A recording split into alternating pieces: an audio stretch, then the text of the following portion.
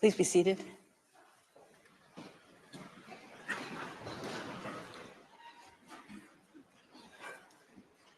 The sitting is open. The court meets today and will meet tomorrow under Article 74, Paragraph 3 of the Rules of Court to hear the oral observations of the parties on the request for the indication of provisional measures submitted by the Republic of South Africa in the case concerning application of the Convention on the Prevention and Punishment of the Crime of Genocide in the Gaza Strip, South Africa versus Israel. The court does not include upon the bench a judge of the nationality of either party. Accordingly, both parties avail themselves of the right under Article 31, Paragraph 3 of the statute to choose a judge ad hoc. South Africa has chosen Judge Dikgang Ernest Moseneke and Israel, Judge Aharon Barak. Article 20 of the statute provides that every member of the court shall, before taking up his duties, make a solemn declaration in open court that he will exercise his powers impartially and conscientiously. Pursuant to Article 31, Paragraph 6 of the statute, that same provision applies to judges ad hoc. Before inviting Judge Moseneke and Judge Barak to make their solemn declarations, I shall first, in accordance with custom, say a few words about their careers and qualifications. Judge Dikgang Ernest Moseneke, of South African nationality, has had a distinguished career as a judge, law practitioner, and academic. After obtaining degrees in English, political science, and law from the University of South Africa, he practiced as an attorney and an advocate with the Pretoria Bar. In 2001, he was appointed a judge on the High Court in Pretoria, and a year later, he became a judge on the Constitutional Court of South Africa, where he was Deputy Chief Justice for more than a decade and Acting Chief Justice in 2013 and 2014. Judge Moseneke is also an honorary professor in the Department of Jurisprudence at the University of Pretoria and has served as a Chancellor of the Pretoria Technikon and the University of Witwatersrand in Johannesburg. Judge Moseneke has received numerous honorary doctorates and awards. I shall now say a few words about the career and qualifications of Judge Barak. Judge Aharon Barak, of Israeli nationality, has had an eminent career as a judge and law professor. He holds a PhD in law from the Hebrew University of Jerusalem and served as the Dean of the Faculty of Law of that university between 1974 and 1975. He was appointed to the Israeli Supreme Court in 1978 and served as its president from 1995 to 2006. Prior to joining the Supreme Court, Judge Barak served as the Attorney General of the State of Israel between 1975 and 1978. He has taught law in a number of law schools, including Yale University, the Hebrew University of Jerusalem, and the Reichman University in Herzliya, Israel. Judge Barak has also written extensively in law and has received numerous honorary degrees and awards. In accordance with the order of precedence fixed by Article 7, Paragraph 3 of the Rules of Court, I shall first invite Judge Moseneke to make the solemn declaration prescribed by the statute, and I request all those present to rise.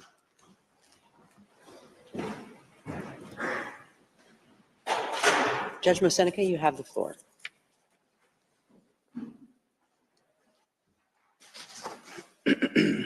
I solemnly declare that I will perform my duties and exercise my powers as a judge honorably, faithfully, impartially, and conscientiously. I thank Judge Moseneke, and I now invite Judge Barak to make the solemn declaration prescribed by the statute. Judge Barak, you have the floor. I solemnly declare that I will perform my duties and exercise my powers as judge honorably, faithfully, impartially, and consciously. I thank you, Judge Barak. Please be seated. I take note of the solemn declarations made by Judge Ad hoc Moseneke and Judge Ad hoc Barak, and I declare them duly installed as judges ad hoc in the case concerning application of the Convention on the Prevention and Punishment of the Crime of Genocide in the Gaza Strip, South Africa versus Israel. I shall now recall the principal steps of the procedure in the present case. On 29 December 2023, the government of South Africa filed in the registry of the court an application instituting proceedings against the State of Israel, alleging violations by the latter of its obligations under the 1948 Convention on the Prevention and Punishment of the Crime of Genocide.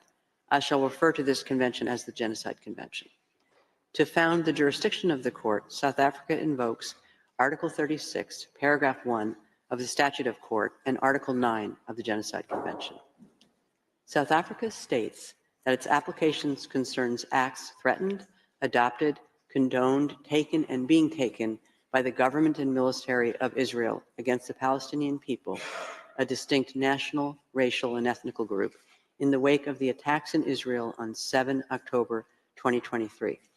South Africa contends that the acts and omissions by Israel of which it complains are genocidal in character because, I quote, they are intended to bring about the destruction of a substantial part of the Palestinian national, racial, and ethnical group, that being the part of the Palestinian group in the Gaza Strip, end of quote.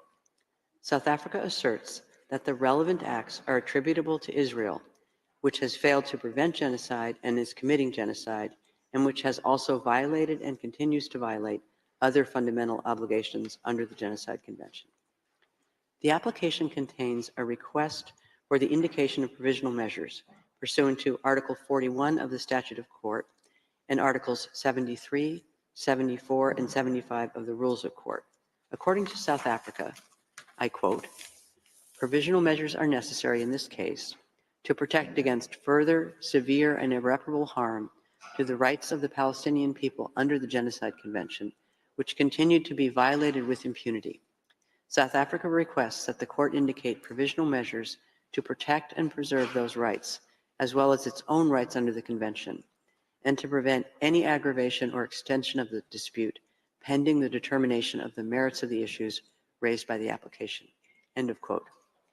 The registrar will now read out the passage from the request specifying the provisional measures which the government of South Africa is asking the court to indicate. You have the floor, Mr. Registrar. Thank you, Madam President. I quote, 1. The State of Israel shall immediately suspend its military operations in and against Gaza. 2. The State of Israel shall ensure that any military or irregular armed units which may be directed, supported, or influenced by it, as well as any organizations and persons which may be subject to its control, direction, or influence, take no steps in furtherance of the military operation referred to point 1 above. 3.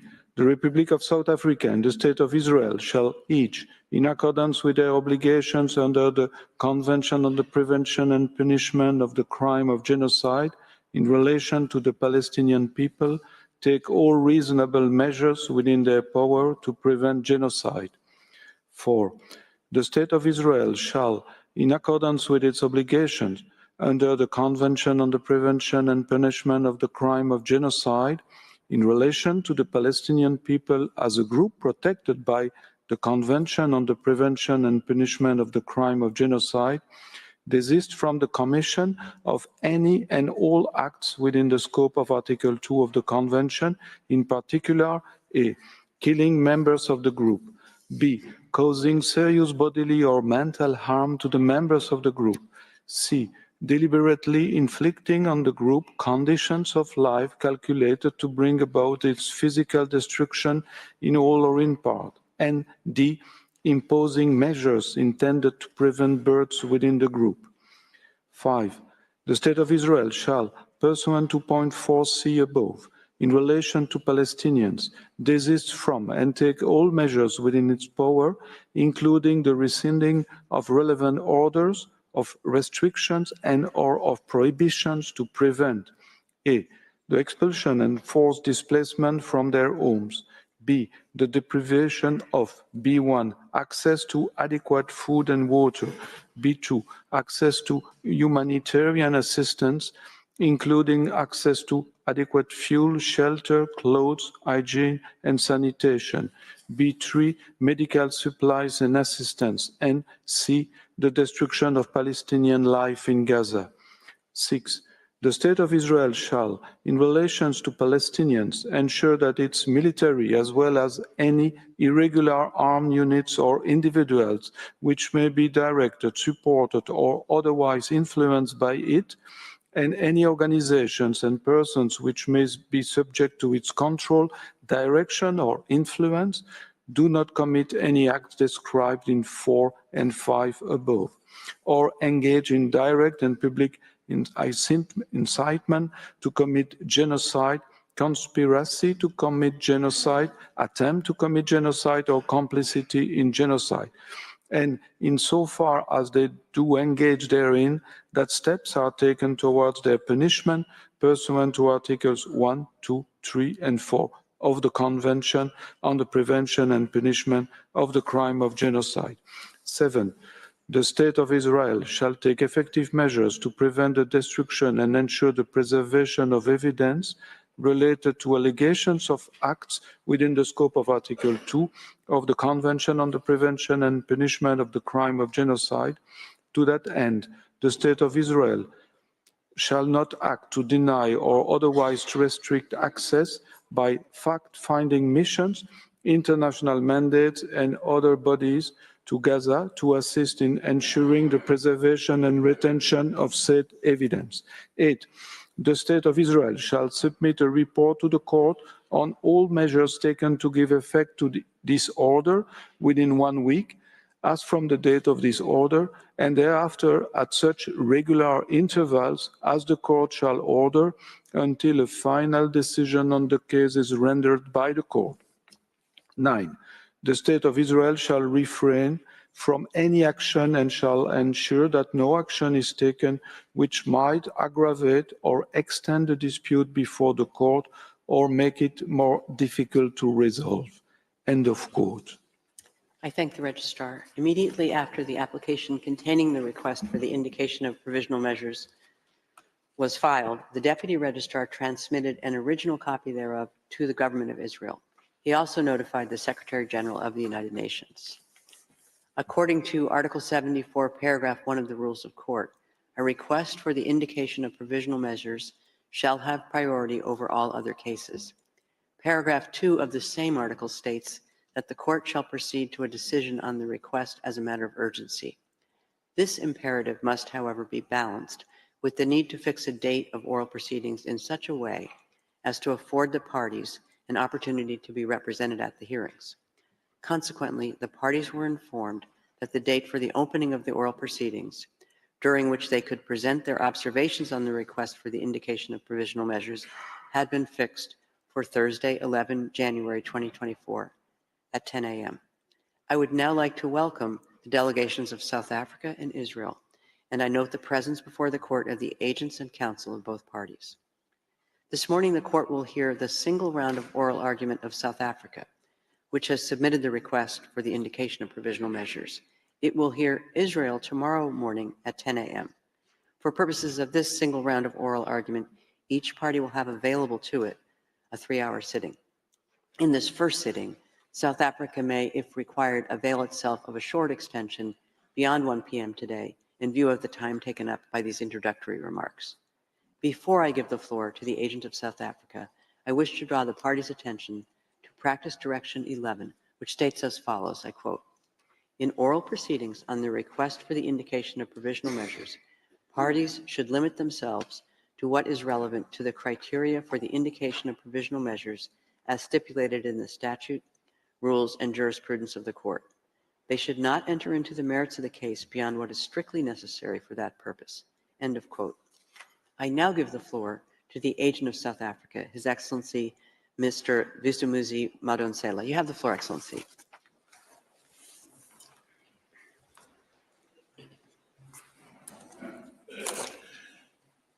Madam President, distinguished members of the Court, it is an honor and a privilege for me to appear before you today on behalf of the Republic of South Africa. I wish to express my gratitude to the Court for convening this hearing on the earliest possible date to entertain South Africa's request for the indication of provisional measures in this matter.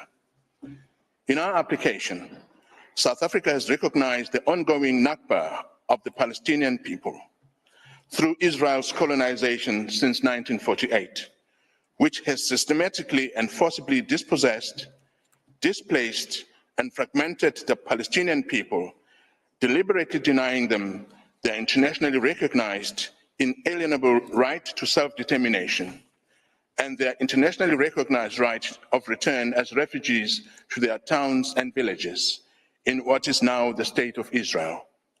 We are also particularly mindful of Israel's institutionalized regime of discriminatory laws, policies and practices designed and maintained to establish domination, subjecting the Palestinian people to apartheid on both sides of the Green Line. Decades-long impunity for widespread and systematic human rights violations has emboldened Israel in its recurrence and intensification of international crimes in Palestine. At the outset, South Africa acknowledges that the genocidal acts and omissions by the State of Israel inevitably form part of a continuum of illegal acts perpetrated against the Palestinian people since 1948. The application places Israel's genocidal acts and omissions within the broader context of Israel's 75-year apartheid, 56-year occupation, and 16-year siege imposed on the Gaza Strip, a siege which itself has been described by the director of UNRWA Affairs in Gaza as a silent killer of people. As the Committee on the Elimination of Racial Discrimination warned on December 21st, hate speech and dehumanizing discourse targeted at Palestinians is raising severe concerns regarding Israel and other states' parties' obligation to prevent crimes against humanity and genocide in the Gaza Strip. This warning has been followed by a succession of warnings, including by 37 United Nations special rapporteurs, of the failure of the international system to mobilize to prevent genocide in Gaza. Today, we are joined in court by representatives of the Palestinian state, the Palestinians who work in the fields of human rights, including residents of Gaza who were in Gaza just a few days ago. They are some of the lucky ones who managed to get out of Gaza.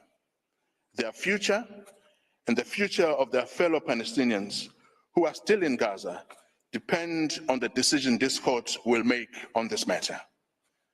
With the leave of the court, I now call upon His Excellency, Mr. Ronald Lamola, Minister of Justice of the Republic of South Africa, to make South Africa's substantive opening remarks. I thank the agent of South Africa for his statement, and I now invite the Minister of Justice and Correctional Services for the Republic of South Africa, His Excellency Mr. Ronald Lamola, to take the floor. You have the floor, Excellency. Thank you, Madam President, and distinguished members of the court. It is an honor for me to stand here in front of you on behalf of the Republic of South Africa on this exceptional case. In extending our hands across the miles to the people of Palestine, we do so in full knowledge that we are part of a humanity that is at one. These were the words of our founding president, Nelson Mandela. This is the spirit in which South Africa acceded to the Convention on the Prevention and Punishment of Crime of Genocide in 1998. This is the spirit in which we approach this court as a contracting party to the Convention. This is a commitment we owe to the people of Palestine and Israelis alike. As previously mentioned, the violence and the destruction in Palestine and Israel did not begin on the 7th of October 2023. The Palestinians have experienced systematic oppression and violence for the last 76 years. On 6 October 2023, and every day since October the 7th, 2023. In the Gaza Strip, at least since 2004, Israel continues to exercise control over the airspace, territorial waters, land crossing, water, electricity, and civilian infrastructure, as well as over key government functions. Entry and exit by air and sea to Gaza is strictly prohibited, with Israel operating the only two crossing points. Given that continuing effective control by Israel and over the territory of Gaza, Israel is still considered by international community to be under belligerent occupation by Israel. South Africa unequivocally condemned the targeting of civilians by Hamas and other Palestinian armed groups and the taking of hostages on the 7th of October 2023, and has again expressly recorded this condemnation, mostly recently in its note verbal to Israel on the 21st of December 2023. That said, no armed attack on a state territory, no matter how serious, even an attack involving atrocity crimes, can provide any justification for or defense to breaches to the convention, whether as a matter of law or morality. Israel's response to the 7th of October 2023 attack has crossed this line and give rise to the breaches of the convention. Faced with such evidence and our duty to do what we can do to prevent genocide, as contained in Article 1 of the convention, the South African government initiated this case. South Africa welcomes the fact that Israel has engaged with the case in order to have the matter resolved by the court, after careful and objective consideration of the facts and submission put before it, as the parties to the convention have intended. This hearing is concerned with South Africa's request to the court for the indication of provisional measures and will necessarily have a narrow and particular focus. I invoke the words of Martin Luther King when he said, "The arch of the moral of the universe is long, always bending towards justice." South Africa's case will be presented by a team of 6 legal counsels, comprising of Dr. Adila Hasim, Mr. Tembeka Ngugaitobi, Professor John Dugat, Ms. Blim Leckrone, Mr. Max Dupris, and Professor Vaughan Lowe. Dr. Adila Hasim, Senior Counsel, will provide an overview of the risk of genocidal acts in the perpetual vulnerability to acts of genocide. Mr. Tembeka Ngugaitobi, Senior Counsel, will examine Israel's alleged genocidal intent. Professor John Dugat, Senior Counsel, will focus on the prima facie jurisdiction. Professor Max Duplessis, Senior Counsel, will discuss the various rights currently under threat. Blinny Crowell, King's Counsel, will present the argument of agency and potential irreparable harm. And Professor Vaughan Lowe, King's Counsel, will speak on the provisional measures. I now request, Madam President, the court to call on Dr. Hasim. I thank you. His Excellency, Mr. Lamola, and I now invite Ms. Adila Hasim to address the court. You have the floor, madam.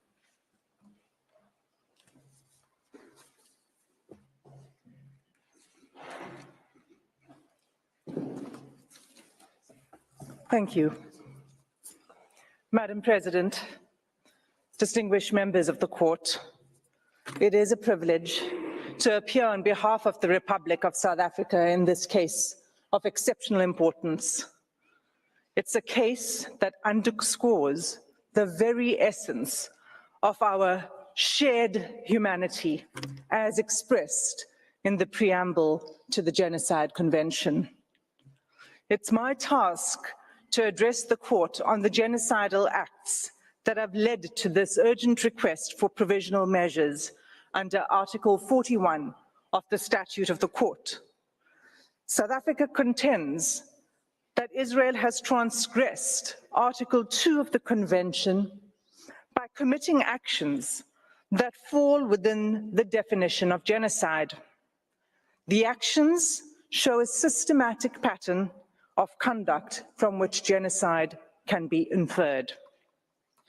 Allow me to place these acts in context.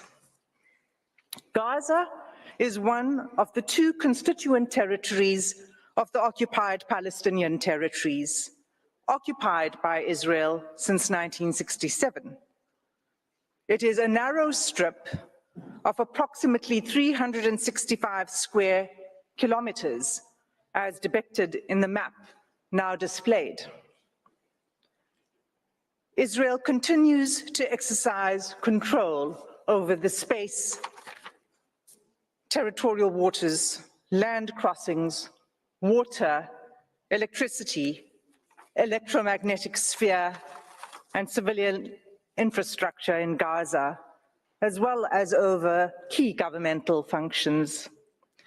As the Honorable Minister has said, entry and exit by air and sea to Gaza is prohibited, with Israel operating the only two crossing points.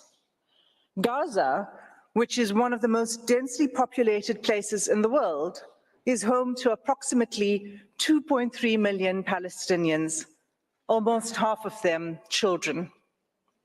For the past 96 days, Israel has subjected Gaza to what has been described as one of the heaviest conventional bombing campaigns in the history of modern warfare. Palestinians in Gaza are being killed by Israeli weaponry and bombs from air, land, and sea. They are also at immediate risk of death by starvation, dehydration, and disease as a result of the ongoing siege by Israel, the destruction of Palestinian towns, the insufficient aid being allowed through to the Palestinian population, and the impossibility of distributing this limited aid while bombs fall. This conduct renders essentials to life unobtainable.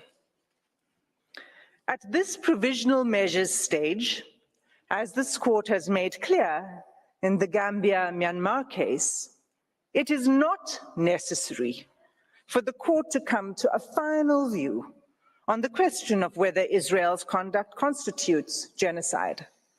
It is necessary to establish only whether at least some of the acts alleged are capable of falling within the provisions of the Convention. On analyzing the specific and ongoing genocidal acts complained of, it is clear that at least some, if not all of these acts, fall within the Convention's provisions.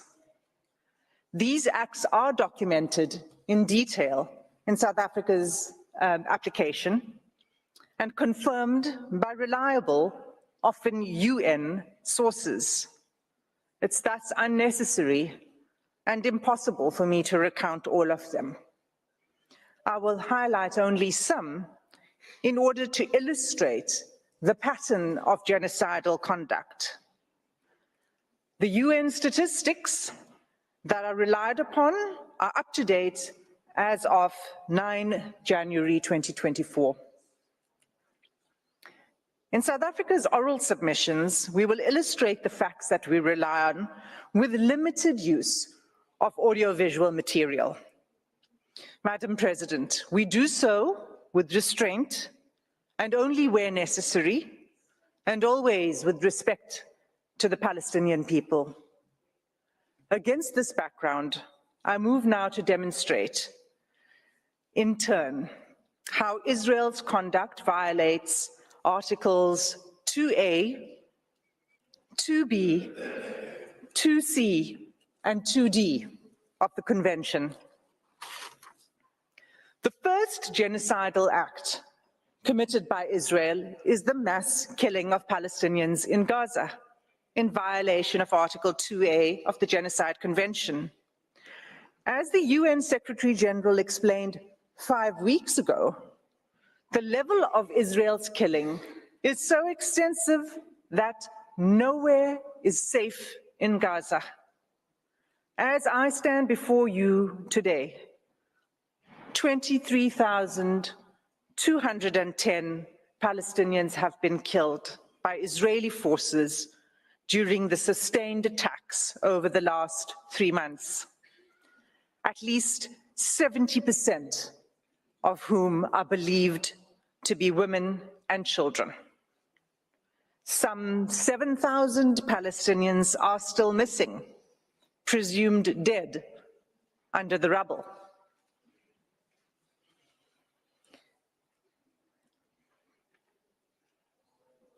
Palestinians in Gaza are subjected to relentless bombing wherever they go.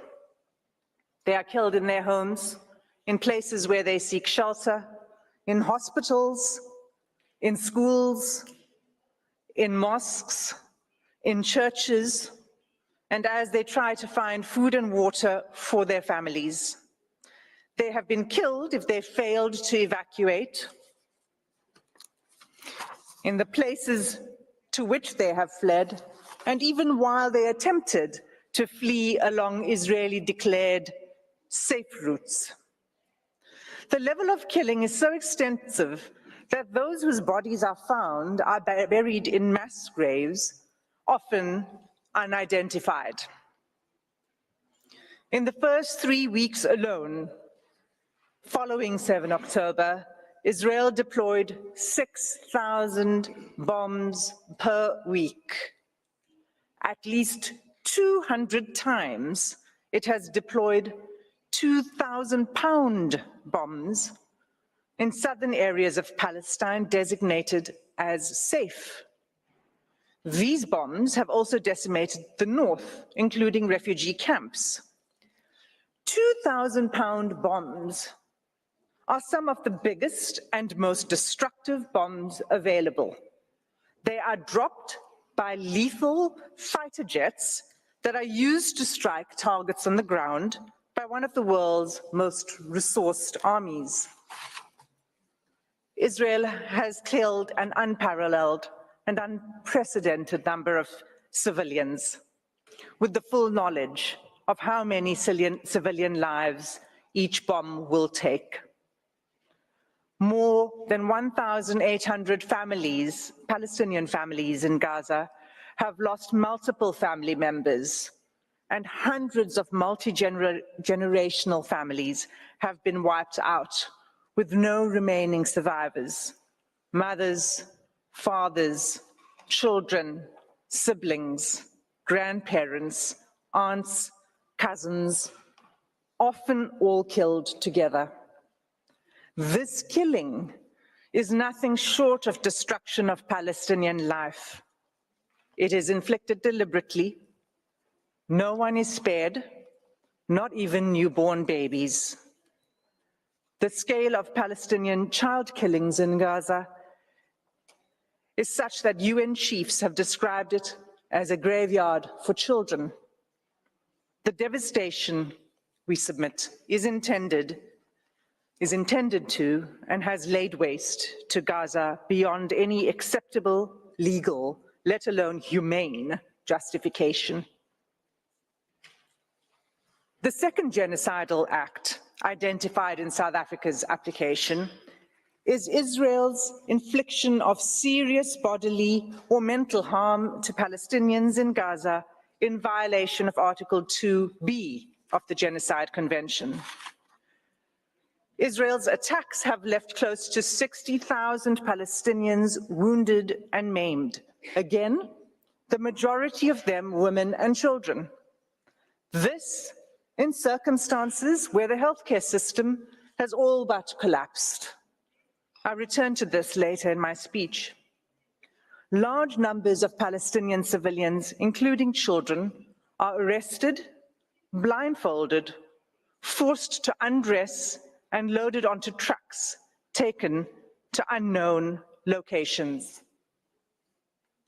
The suffering of the Palestinian people, physical and mental, is undeniable. Turning to the third genocidal act under Article 2C. Israel has deliberately imposed conditions on Gaza that cannot sustain life and are calculated to bring about its physical destruction. Israel achieves this in at least 4 ways. First, by displacement. Israel has forced the displacement of about 85% of Palestinians in Gaza. There is nowhere safe for them to flee to. Those who cannot leave or refuse to be displaced have either been killed or at extreme risk of being killed in their homes. Many Palestinians have been displaced multiple times as families are forced to move repeatedly in search of safety. Israel's first evacuation order on 13 October required the evacuation of over 1 million people, including children, the elderly, the wounded, and infirm. Entire hospitals were required to evacuate, even newborn babies in intensive care.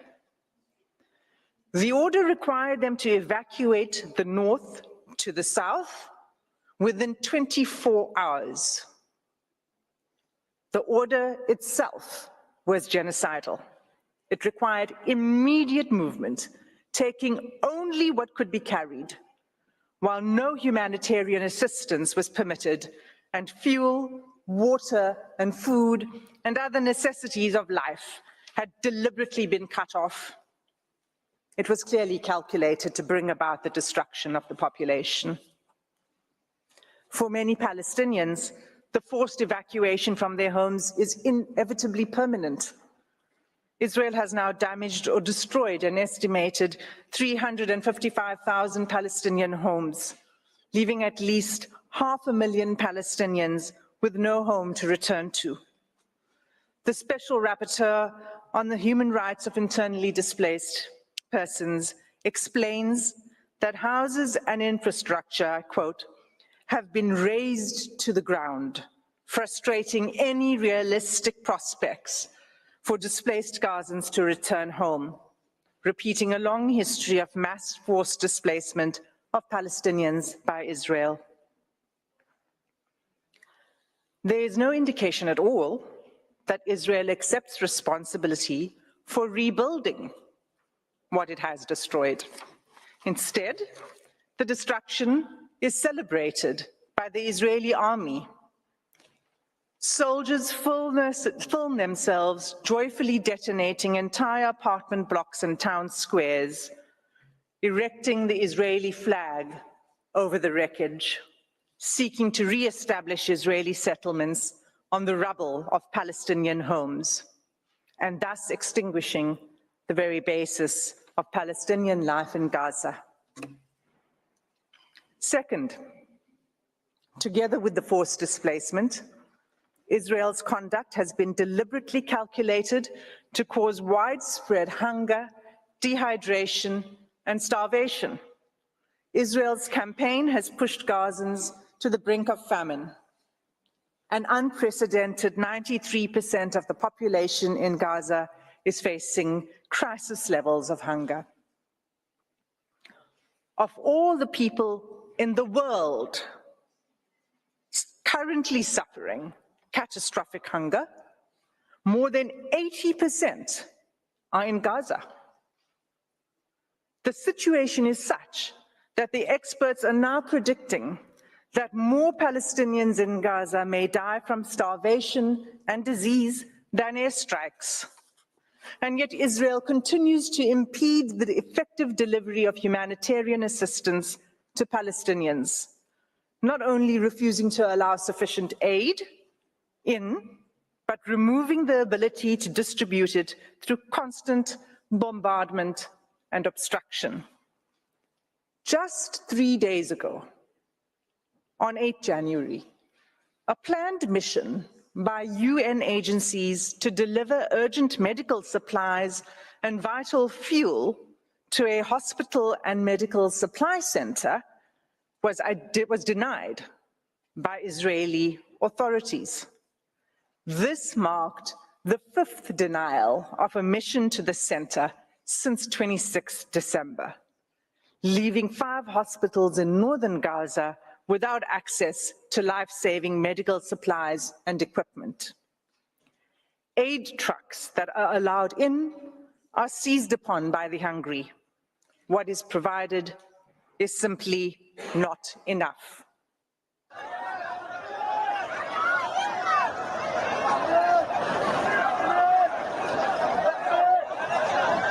Madam President, members of the court, this is an image of an aid truck arriving in Gaza. Third, Israel has deliberately inflicted conditions in which Palestinians in Gaza are denied adequate shelter, clothes, or sanitation. For weeks, there have been acute shortages of clothes, bedding, blankets, and critical non-food items. Clean water is all but gone, leaving far below the amount required to safely drink, clean, and cook. Accordingly, the WHO has stated that Gaza is experiencing soaring rates of infectious disease outbreaks. Cases of diarrhea in children under 5 years of age have increased 2,000% since hostilities began.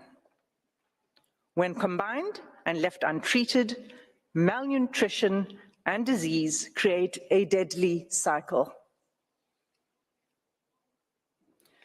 The 4th genocidal act under Article 2B is Israel's military assault on Gaza's healthcare system, which renders life unsustainable.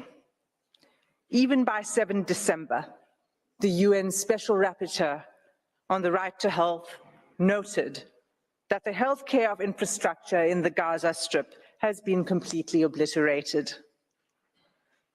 Those wounded by Israel in Gaza are being deprived of life-saving medical care. Gaza's healthcare system, already crippled by years of blockade and prior attacks by Israel, is unable to cope with the sheer scale of the injuries. Finally, the UN Special Rapporteur on Violence Against Women and Girls has pointed to acts committed by Israel that would fall under the 4th category of genocidal acts in Article 2D of the Convention. On 22 November, she expressly warned the following: the reproductive violence inflicted by Israel on Palestinian women, newborn babies, infants, and children could be qualified as acts of genocide under Article 2 of the Genocide Convention, including imposing measures intended to prevent births within a group. Israel is blocking the delivery of life-saving aid, including essential medical kits for delivering babies, in circumstances where an estimated 180 women are giving birth in Gaza each day. Of these 180 women, the WHO warns that 15% are likely to experience pregnancy or birth-related complications and need additional medical care. That care is simply not available.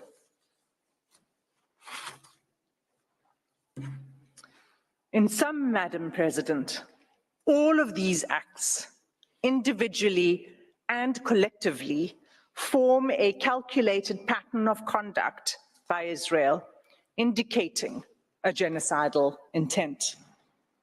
This intent is evident from Israel's conduct in specially targeting Palestinians living in Gaza, using weaponry that causes large-scale homicidal destruction, as well as targeted sniping of civilians, designating safe zones for Palestinians to seek refuge, and then bombing these, depriving Palestinians in Gaza of basic needs: food, water, healthcare, fuel, sanitation, and communications, destroying social infrastructure, homes, schools, mosques, churches, hospitals, and killing, seriously injuring, and leaving large numbers of children orphaned. Genocides are never declared in advance, but this court has the benefit of the past 13 weeks of evidence that shows incontrovertibly a pattern of conduct and related intention that justifies a plausible claim of genocidal acts. In the Gambia-Myanmar case, this court did not hesitate to impose provisional measures in relation to allegations that Myanmar was committing genocidal acts against the Rohingya within the Rakhine state. The facts before the court today are sadly even more stark, and like the Gambia-Myanmar case, deserve and demand this court's intervention. Every day, there is mounting irreparable loss of life, property, dignity, and humanity for the Palestinian people. Our news feeds show graphic images of suffering that has become unbearable to watch. Nothing will stop the suffering except an order from this court. Without an indication of provisional measures, the atrocities will continue, with the Israeli Defense Force indicating that it intends pursuing this course of action for at least a year. In the words of the UN Under-Secretary General on 5 January 2024, I quote, "You think getting aid into Gaza is easy? Think again. 3 layers of inspections before trucks can even enter.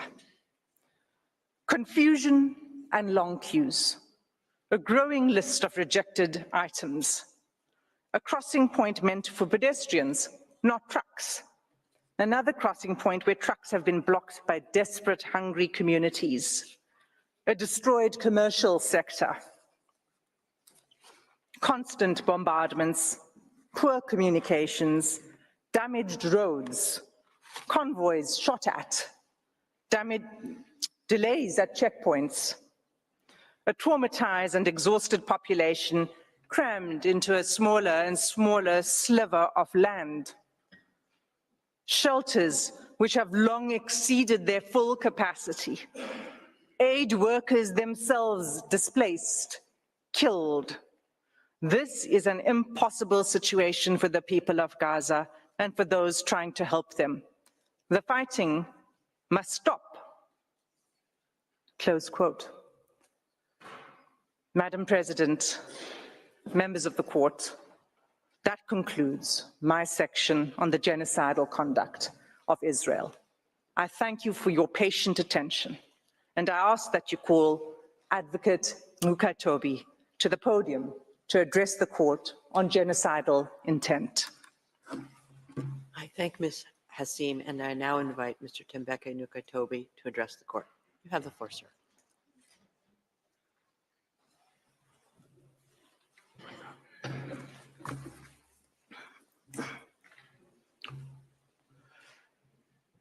Madam President and distinguished members of the court, it is a privilege to appear before the court on behalf of South Africa. I will address Israel's genocidal intent. At this stage, the court is not required to determine that the only inference to be drawn from the available evidence is genocidal to order provisional measures, as that is to decide the merits. Rather, the assessment of the existence of an intent to destroy could be made by the court only at the stage of the examination of the merits. That some of the alleged acts may also amount to atrocities other than genocide does not exclude the finding of plausible acts of genocide. Madam President, South Africa is not alone in drawing attention to Israel's genocidal rhetoric against Palestinians in Gaza. 15 United Nations special rapporteurs and 21 members of the United Nations working groups have warned that what is happening in Gaza reflects a genocide in the making and an overt intent to destroy the Palestinian people under occupation. Israel has a genocidal intent against the Palestinians in Gaza. That is evident from the way in which Israel's military attack is being conducted, which has been described by Ms. Hassim SC. It is systematic in its character and form.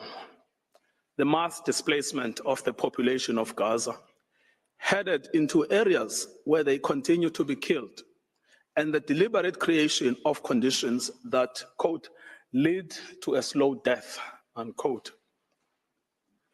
There is also the clear pattern of conduct, the targeting of family homes and civilian infrastructure, laying waste to vast areas of Gaza, and the bombing, shelling, and sniping of men, women, and children where they stand, the destruction of the health infrastructure, and lack of access to humanitarian assistance. So much so that as we stand today, 1% of the Palestinian population in Gaza has been systematically decimated, and 1 in 4 Gazans have been injured since 7 October. These two elements alone are capable of evidencing Israel's genocidal intent in relation to the whole or part of the Palestinian population in Gaza. However, third, there is an extraordinary feature in this case, that Israel's political leaders, military commanders, and persons holding official positions have systematically and in explicit terms declared their genocidal intent. And these statements are then repeated by soldiers on the ground in Gaza as they engage in the destruction of Palestinians and the physical infrastructure of Gaza. We show this third element next. Israel's special genocidal intent is rooted in the belief that, in fact, the enemy is not just the military wing of Hamas, or indeed Hamas generally, but is embedded in the fabric of Palestinian life in Gaza. On 7 October, in a televised address, Israeli Prime Minister Benjamin Netanyahu declared war on Gaza, and I quote, Israel had started clearing out the communities that have been infiltrated by terrorists. And he warned of an unprecedented price to be paid by the enemy. There are more than 2.3 million Palestinians in Gaza. Israel is the occupying power in control of Gaza. It controls entry, exit, and the internal movements of inside Gaza. And qua Prime Minister, Mr. Netanyahu exercises overall command over the Israeli Defense Force and, in turn, the Palestinians in Gaza.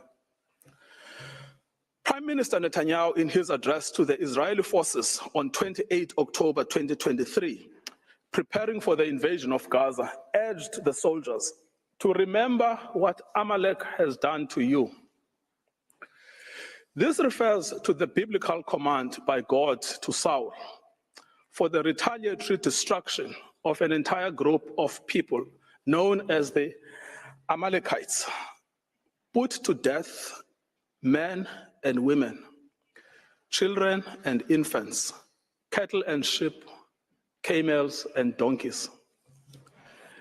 The genocidal invocation to Amalek was anything but idle. It was repeated by Mr. Netanyahu in a letter to the Israeli Armed Forces on 3 November 2023. Madam President, let the Prime Minister's words speak for themselves.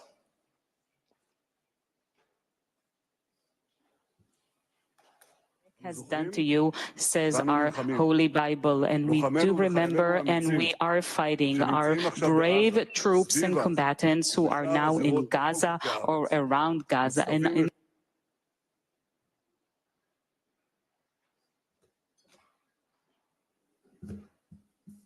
and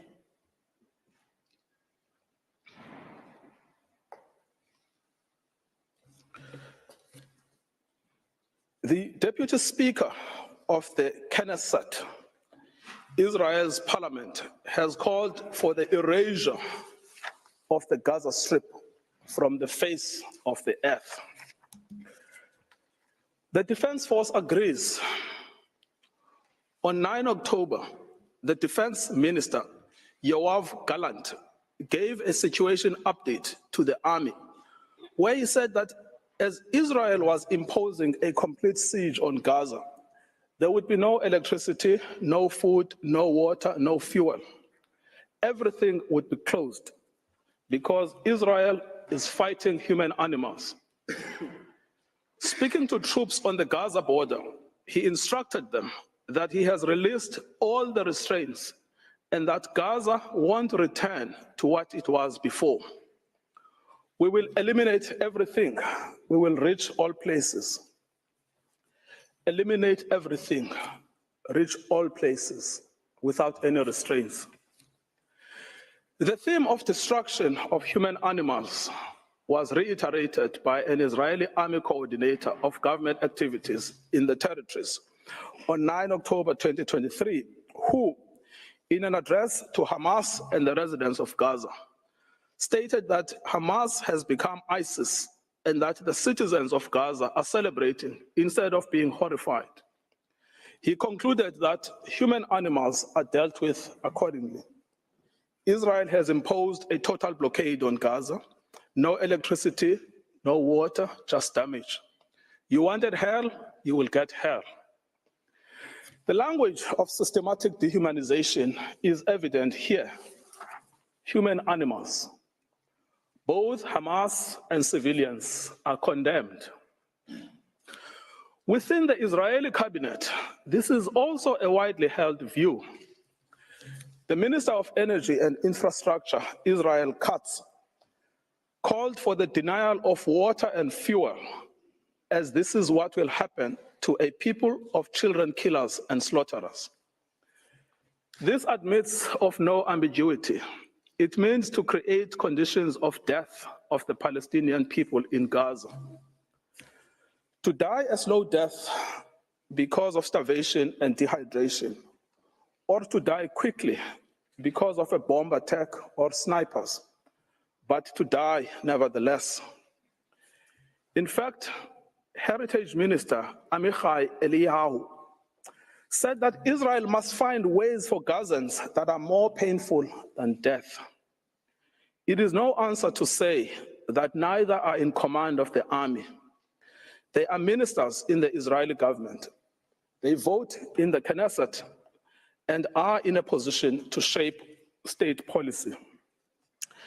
The intent to destroy Gaza has been nurtured at the highest levels of state, as President Isaac Herzog has joined the ranks of those signing bombs destined for Gaza, having previously noted that the entire population in Gaza is responsible and that this rhetoric about civilians not aware, not involved is absolutely not true. We will fight until we break their backbone.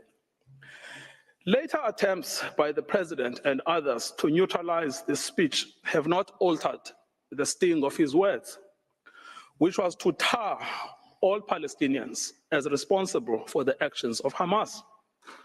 Nor, as I will show below, has it affected how state policy is understood within government.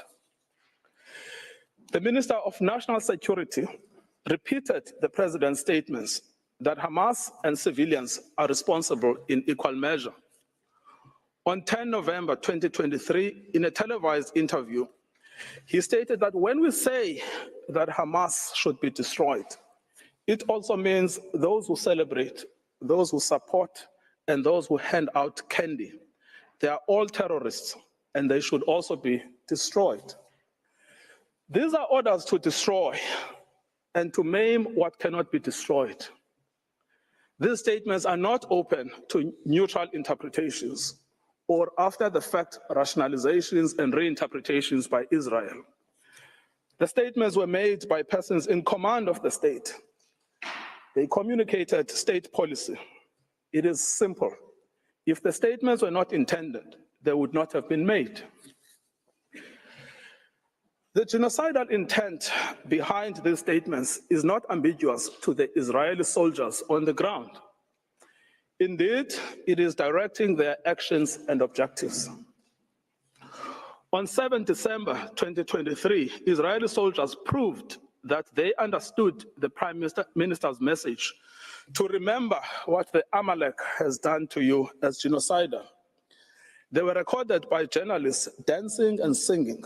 We know our motto, there are no uninvolved, that they obey one commandment, to wipe off the seed of Amalek. The Prime Minister's invocation of Amalek is being used by soldiers to justify the killing of civilians, including children. These are the soldiers repeating the inciting words of their Prime Minister.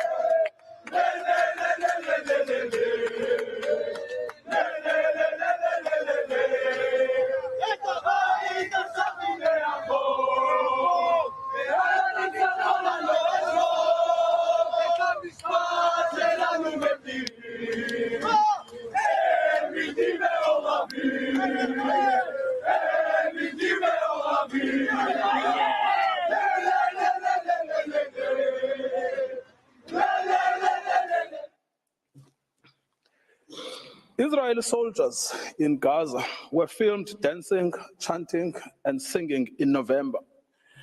May their village burn, may Gaza be erased.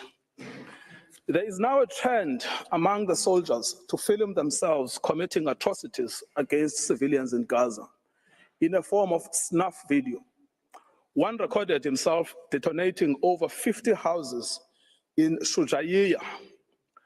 Other soldiers were recorded singing, "We will destroy all of Khan Yunis and this house. We will blow it up for you and for everything you do for us." These are the soldiers putting into effect their command.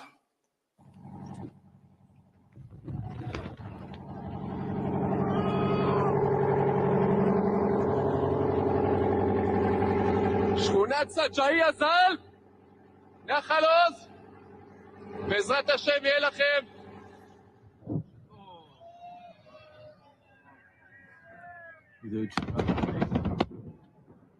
חטיבה 828, אומרת סג'איה שלום.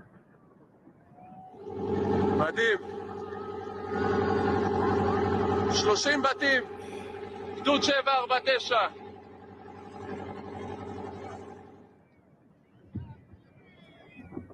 כאן מתחיל הניצחון.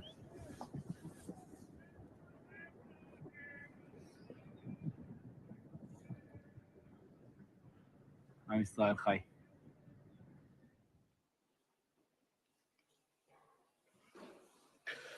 The commanders of the army are also of the same mind. Israeli army commander Yair Ben David has stated that the army had done in Beit Hanon and did there as Shimon and Levi did in Nablus, and that the entire Gaza should resemble Beit Hanon. Israeli soldier Yeshai Shalev published a video against the backdrop of the ruins of what was the site of Al-Azhar University with the caption, "Once upon a time, there was a university in Gaza, and in practice, a school for murderers and human animals." Soldiers obviously believe that this language and their actions are acceptable because the destruction of Palestinian life in Gaza is articulated state policy. Senior political and military officials encouraged without censure the 95-year-old Israeli army reservist Ezra Yachin, a veteran of the Deir Yassin massacre against the Palestinians in 1948, to speak to the soldiers ahead of the ground invasion in Gaza. In his talk, he echoed the same sentiment while being driven around in an officially Israeli army vehicle dressed in Israeli army fatigue. I quote, "Be triumphant and finish them off, and don't leave anyone behind. Erase the memory of them. Erase them, their families, mothers, and children. These animals can no longer live. If you have an Arab neighbor, don't wait, go to his home and shoot him. We want to invade, not like before. We want to enter and destroy what's in front of us, and destroy houses, then destroy the one after it. With all of our forces, complete destruction, enter and destroy. As you can see, we will witness things we've never dreamed of. Let them drop bombs on them and erase them." As recently as 7 January 2024, a video of a soldier was posted online where he boasts that the army had destroyed the entire village of Hibat Azar. For 2 weeks, he said, they had worked hard to bomb the village and executed their mandate. Any suggestion that senior politicians did not mean what they said, much less that the meaning was not understood by soldiers in Gaza, would be without any merit. The scale of destruction in Gaza, the mass targeting of family homes and civilians, the war being a war on children, all make clear that genocidal intent is both understood and is being put into practice.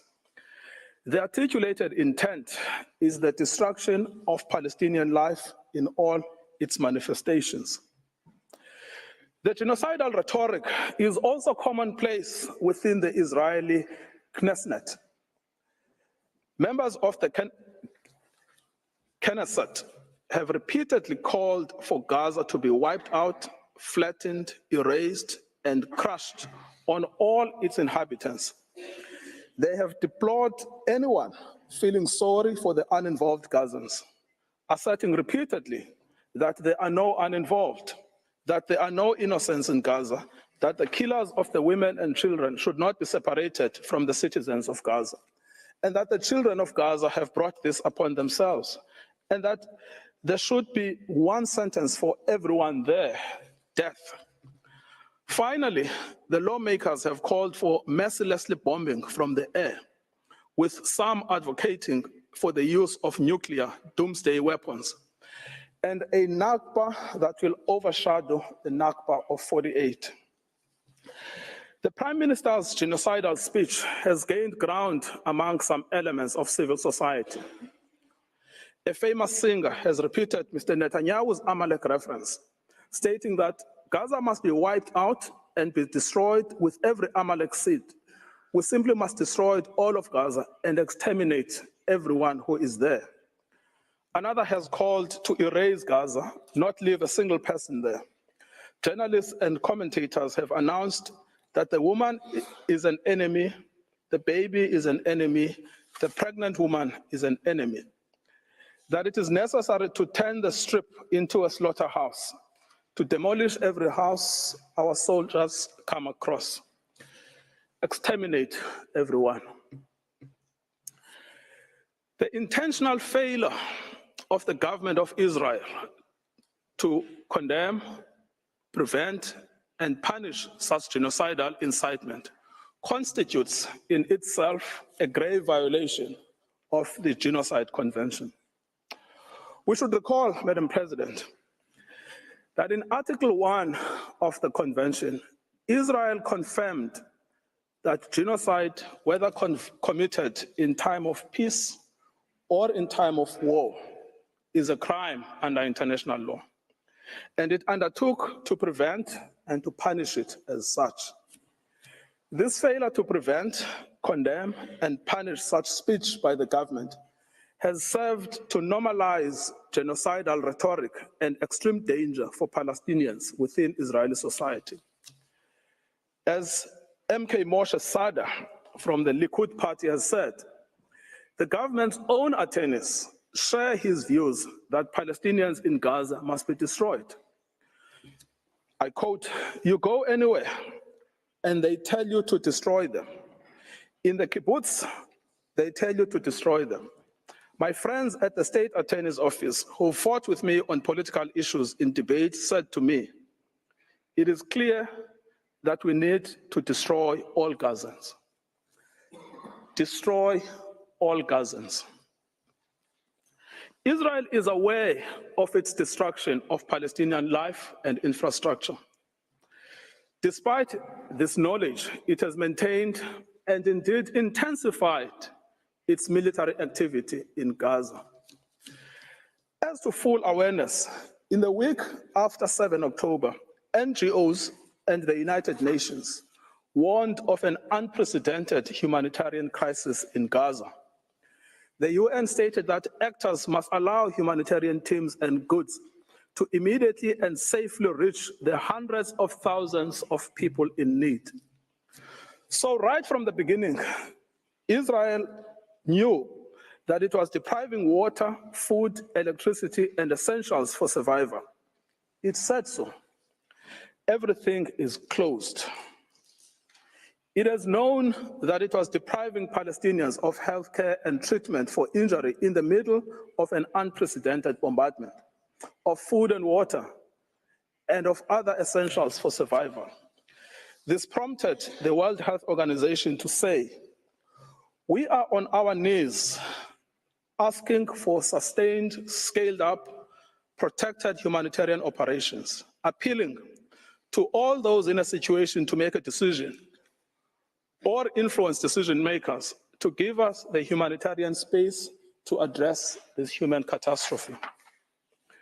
Despite this knowledge, Israel continues to target infrastructure essential for survival: water and sanitation infrastructure, solar panels, bakeries, mills, crops. It bombs hospitals, decimating the healthcare system. It targets aid workers and the infrastructure of the United Nations.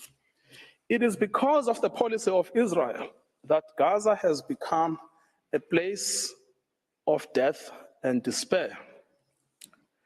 In conclusion, Madam President, many propagators of grave atrocities have protested that they were misunderstood, that they did not mean what they said, and that their own words were taken out of context. What state would admit to a genocidal intent? Yet, the distinctive feature of this case has not been the silence as such, but the reiteration and repetition of genocidal speech throughout every sphere of state in Israel. We remind the court of the identity and authority of the genocidal inciters: the Prime Minister, the President, the Minister of Defense, the Minister of National Security, the Minister of Energy and Infrastructure, members of the Knesset, senior army officials, and foot soldiers. Genocidal utterances are therefore not out in the fringes. They are embodied in state policy. The intent to destroy is plainly understood by soldiers on the ground. It is also fully understood by some within the Israeli society, with the government facing criticism for allowing in any aid to Gaza on the basis that it is recanting on its promise to starve Palestinians. Any suggestion that Israeli officials did not mean what they said, or were not fully understood by soldiers and civilians alike to mean what they said should be rejected by this court. The evidence of genocidal intent is not only chilling, it is also overwhelming and incontrovertible. Madam President, it is now my honor to request you to call Mr. John Dugard on the subject of jurisdiction. I thank Mr. Ngukai Toby, and I now invite Professor John Dugard to take the floor. You have the floor, Professor.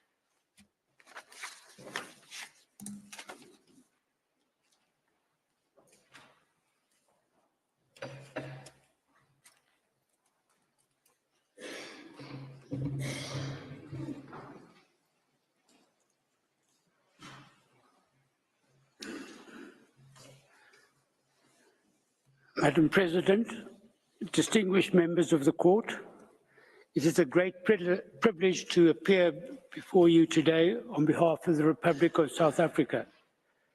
In my speech, I will address the question of jurisdiction. The people of South Africa and of Israel both have a history of suffering. Both states have become parties to the Genocide Convention in the determination to end suffering. In this spirit, neither has attached a reservation to Article 9 of the Convention on the Prevention and Punishment of the Crime of Genocide.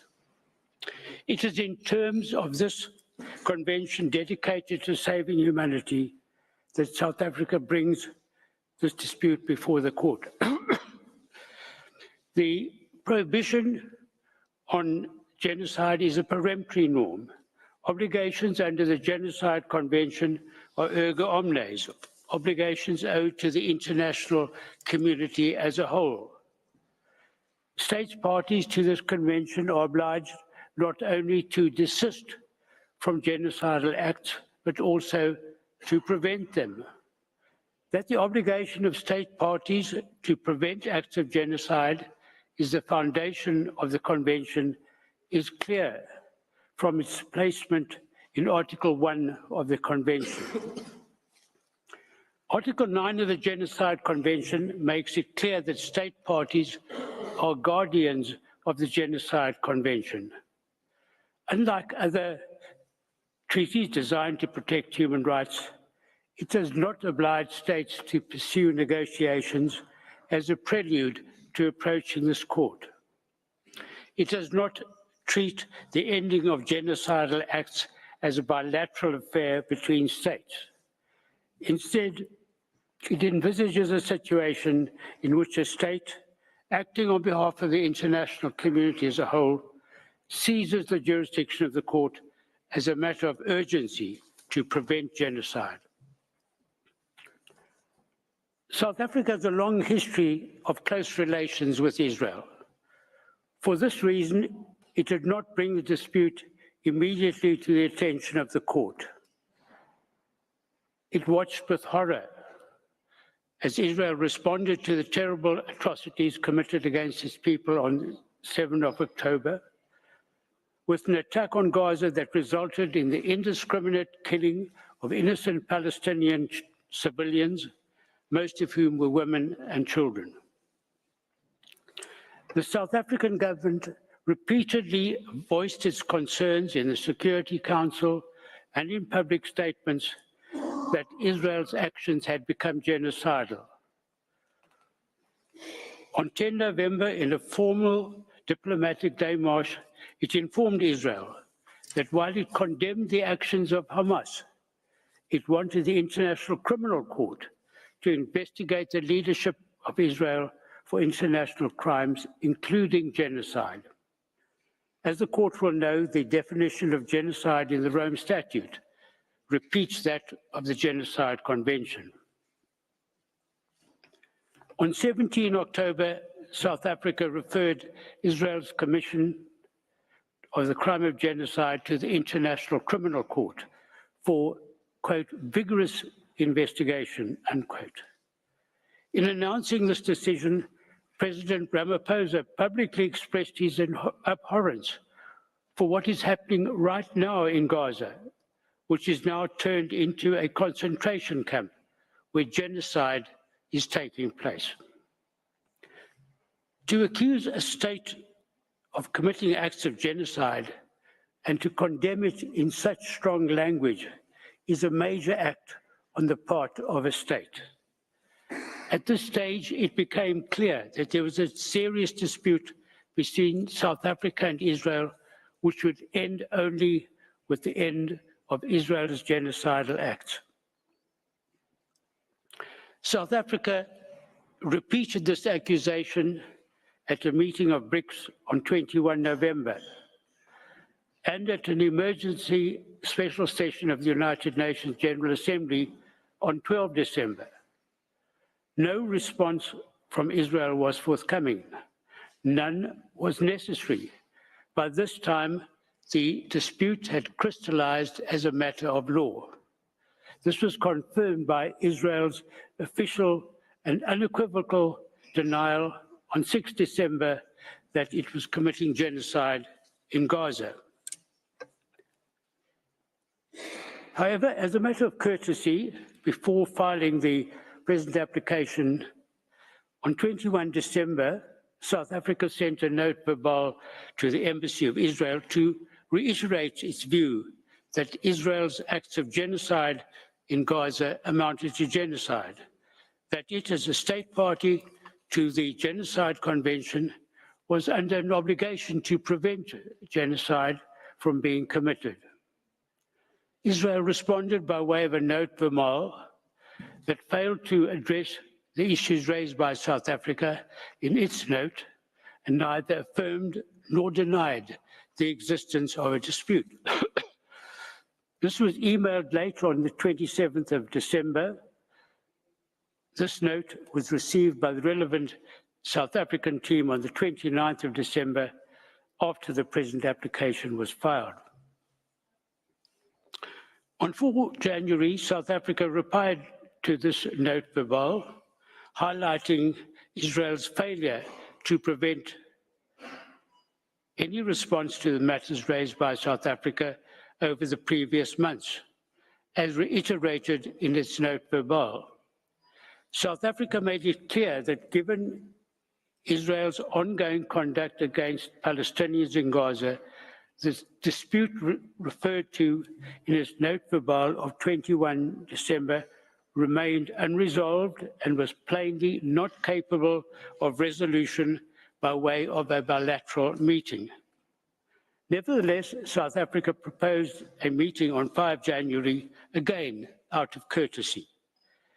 Israel responded to this note verbal by proposing that we reconnect to coordinate a meeting at the earliest opportunity after the close of hearings in the present case. To this, South Africa understandably replied that such a meeting would serve no purpose. Madam President, these notes verbal are all to be found in the judge's folder. The existence of a dispute is a matter to be determined by an objective determination of the facts as they existed at the time of the filing of the application. At this time, South Africa had already accused Israel in the Security Council, the General Assembly, and other public fora of engaging in genocidal acts. It had conducted a diplomatic démarche on Israel, warning it that it viewed its conduct as genocidal. It had requested the International Criminal Court to vigorously investigate crimes under the Genocide Convention committed by Israel in the Gaza Strip, and it accused Israel inter alia of the deliberate targeting of civilians, intentionally causing starvation and impeding relief supplies. It had accused Israel leaders of expressing, quote, the intent of committing genocide. Israel had flatly denied South Africa's accusations. Despite these harsh accusations, Israel has persisted in its genocidal acts against the population of Gaza. What more evidence could be required to establish a dispute? It is precisely because of a situation of this kind, affecting the international community as a whole, that Article 9 of the Genocide Convention does not require negotiations as a precondition to seizing the jurisdiction of the court. Certainly, a respondent state cannot prevent a referral to the court by claiming that there is no dispute and that it wants discussions on this matter when the existence of the dispute is clear. For a state to insist on a time frame for negotiations would simply be a license to commit genocide and would run counter to the object and purpose of the Genocide Convention. Madam President, the question of the crystallization of a dispute has been addressed by this court in preliminary objections at the merits stage where the burden of proof is higher. Although the court has generally adopted a flexible approach to the subject, it has laid down a number of tests for the existence of a dispute. First, it must be shown that the claim of one party is positively opposed by the other. Second, the date for determining the existence of the dispute is the date of the application, but subsequent conduct may be considered. 3, whether the dispute exists must be determined by an objective determination of the facts. And 4, a dispute exists when it is demonstrated on the basis of the evidence that the respondent was aware or could not have been unaware that its views were positively opposed. When these propositions are applied to the facts of this case, it is incontrovertible that a dispute exists between South Africa and Israel. South Africa strongly believes that what Israel is doing in Gaza amounts to genocide. Israel denies this and claims that such an accusation is legally and factually wrong and, moreover, is obscene. So an objective determination of the facts shows that a dispute existed on the date of the submission of South Africa's application, and this has been confirmed by Israel's subsequent statements and by its continuing conduct in Gaza. Moreover, Israel must have been aware from South Africa's public statements, the démarche, and the referral of the matter to the International Criminal Court of Israel's genocidal acts that a dispute existed between the two states.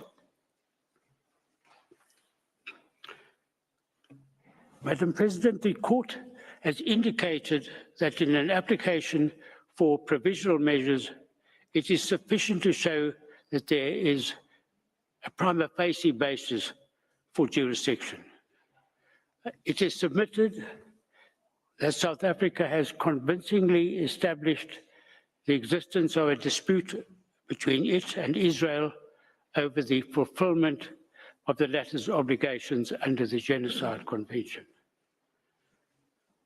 Finally, it is submitted that regard should be had to the special considerations that apply to the existence of a dispute under Article 9 of the Genocide Convention between a state that brings an application in furtherance of its obligation to prevent genocide and a state accused of committing genocide.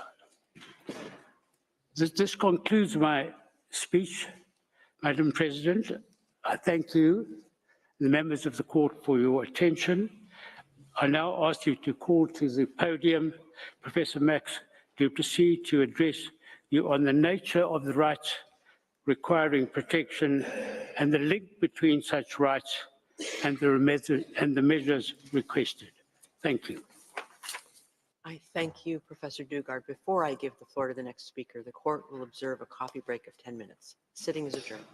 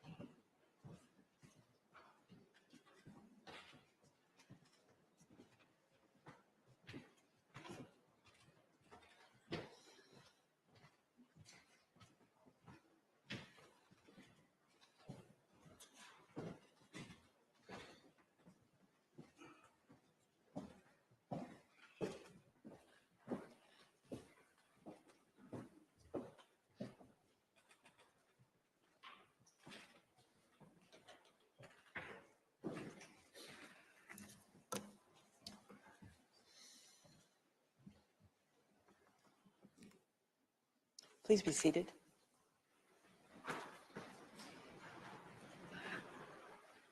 The sitting is resumed. I now give the floor to Professor Max Duplessis. You have the floor, Professor.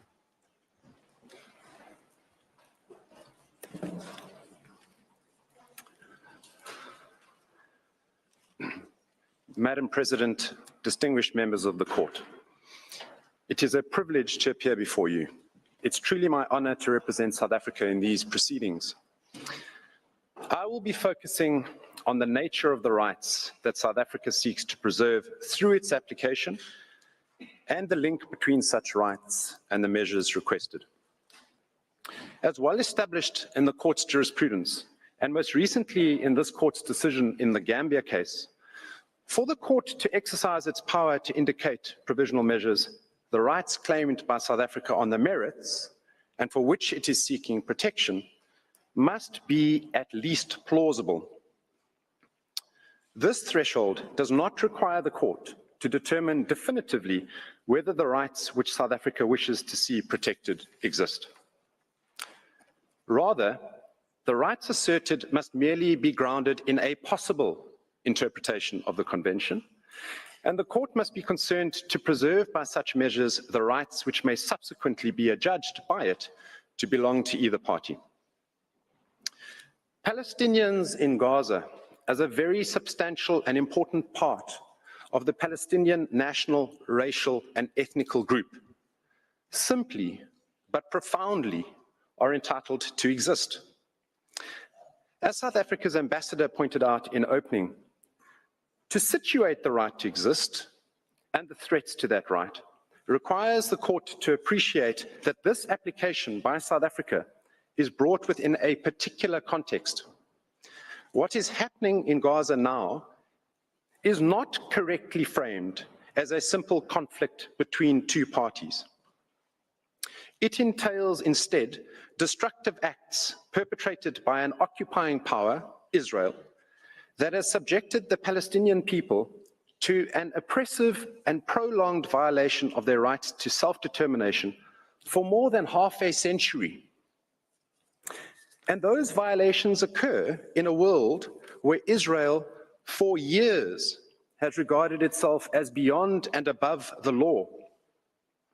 As the UN Special Rapporteur on the occupied Palestinian territories explained in 2022, and I quote, "The occupation by Israel has been conducted in profound defiance of international law and hundreds of United Nations resolutions with scant pushback from the international community." That context is important, as South Africa made clear in its application.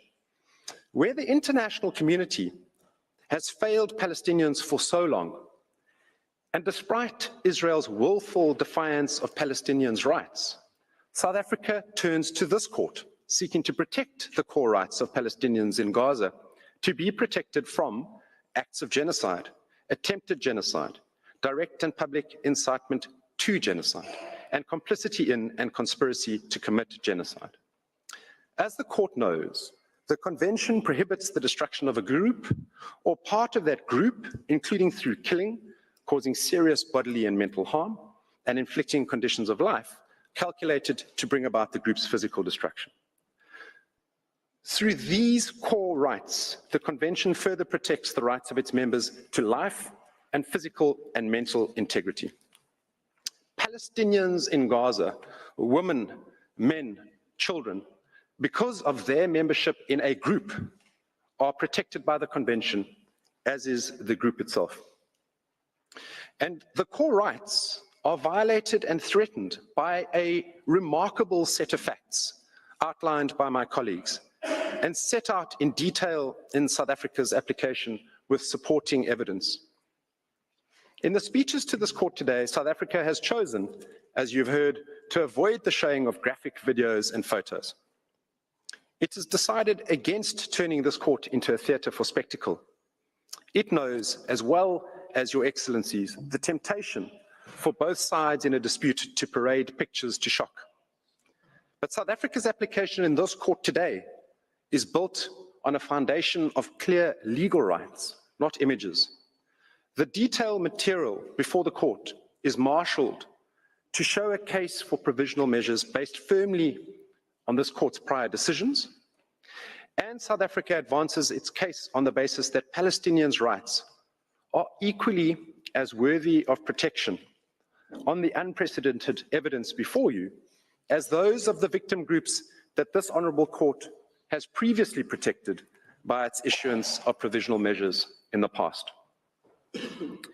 The material confirms the rights in issue and their violation, that Israel has committed and is committing acts capable of being characterized as genocidal.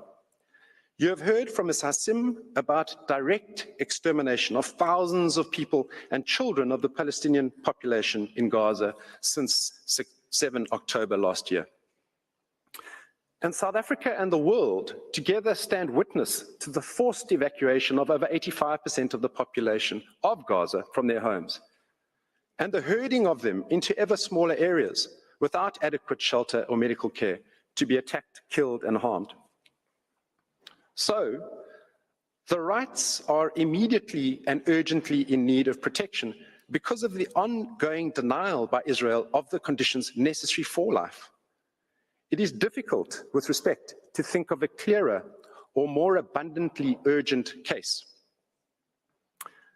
Arif Hussein, the chief economist at the United Nations World Food Programme, chillingly warned a week ago on the 3rd of January, and I quote, "I've been doing this," he said, "for the past 2 decades, and I've been to all kinds of conflicts and all kinds of crises. And for me, the situation in Gaza, is unprecedented because of, 1, the magnitude, the scale, the entire population of a particular place. 2nd, the severity. And 3rd, the speed at which this is happening, at which this has unfolded, is unprecedented." He concluded, "In my life, I've never seen anything like this in terms of severity, in terms of scale, and then in terms of speed."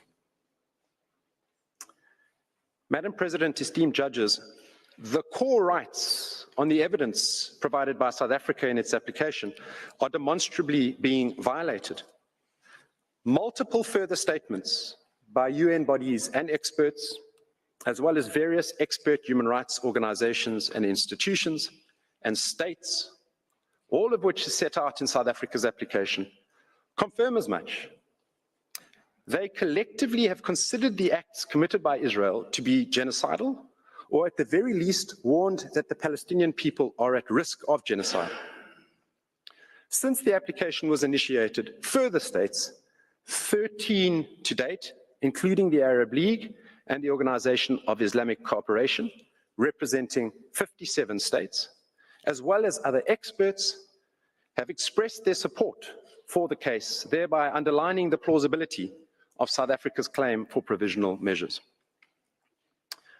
For the purposes of the indication of provisional measures, the rights asserted by South Africa under the Genocide Convention and their protection corresponds with the very object and purpose of the Convention.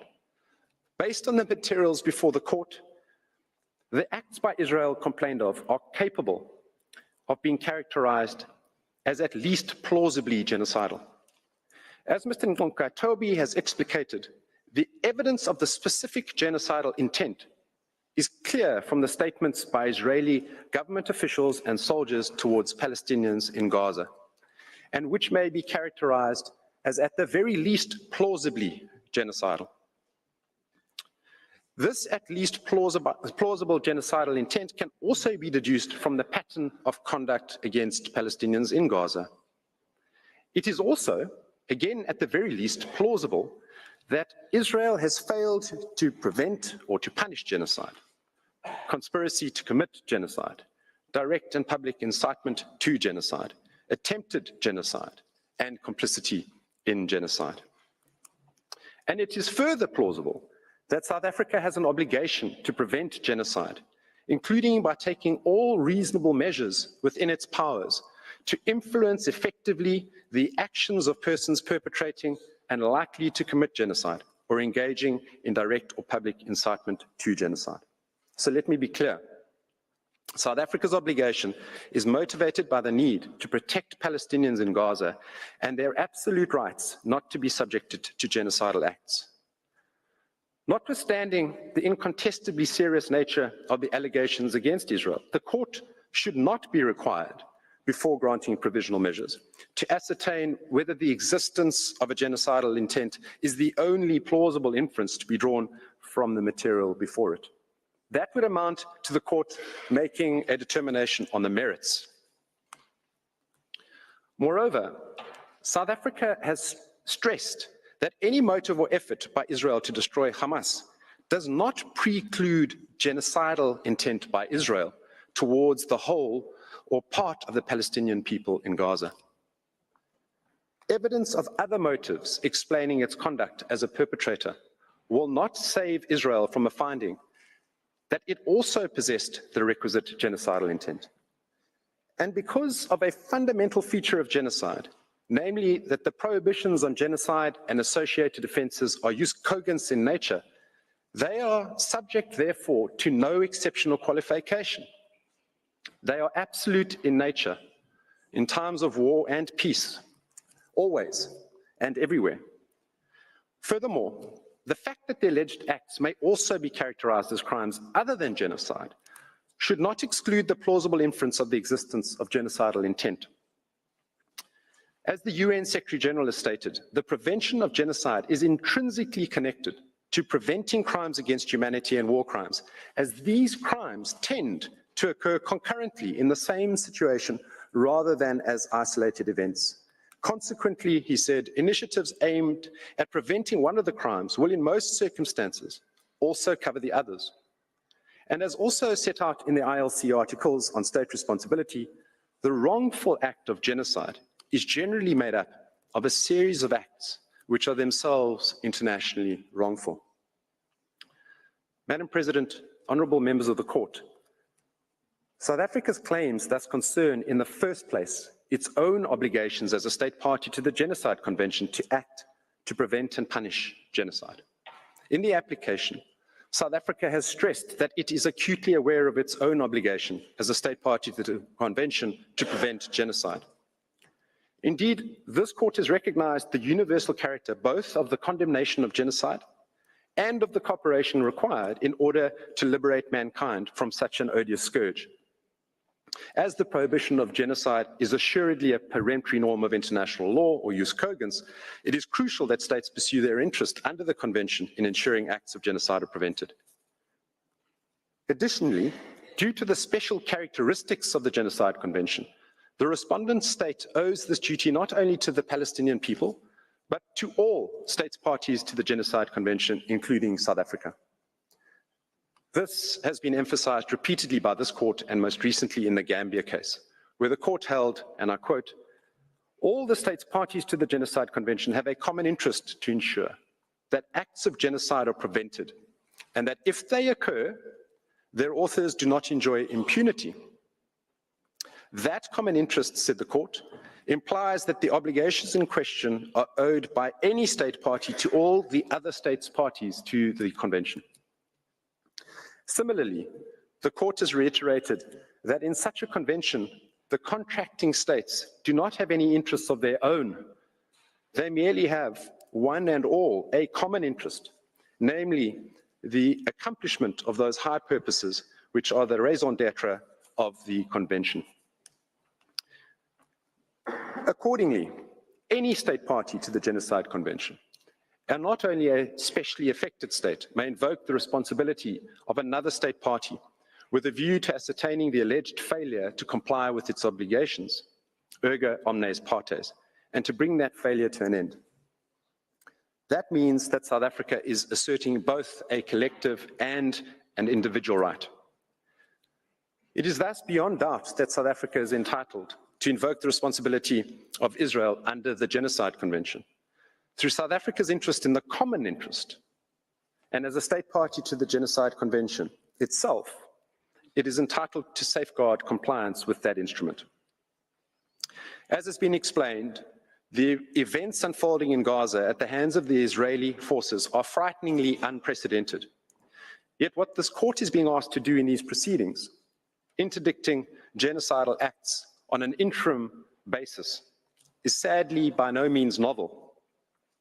In relation to genocide, the court has indicated provisional measures in analogous circumstances to these in the Gambia case, where, as here, a state sought provisional measures on the basis of the erga omnes right that the Genocide Convention be complied with. Also, in respect of genocide, the court did the same in the Bosnia and Ukraine cases. And most recently, this court further accepted the erga omnes character of parties' rights in relation to the Torture Convention. So South Africa respectfully contends that in this case, the rights of the Palestinians in Gaza are no less worthy of this court's considerable protective power under Article 41 to issue provisional measures. This court cannot but find, as it did in the Gambia case, where this court held that there is a correlation between the rights of members of groups protected under the Genocide Convention, the obligations incumbent on states parties thereto, and the right of any state party to seek compliance therewith by another state party. South Africa's request therefore complies with Article 41 of this court statute and engages the power of this court to preserve by such measures the rights which may subsequently be adjudged by it to belong to either party. South Africa requests this court to discharge that critical protective power, and South Africa does so by virtue of its own clear right and solemn obligations held towards the international community as a whole. For the court to indicate one or more provisional measures, there must also be a link between the rights, the protection of which is sought, and the provisional measure being requested.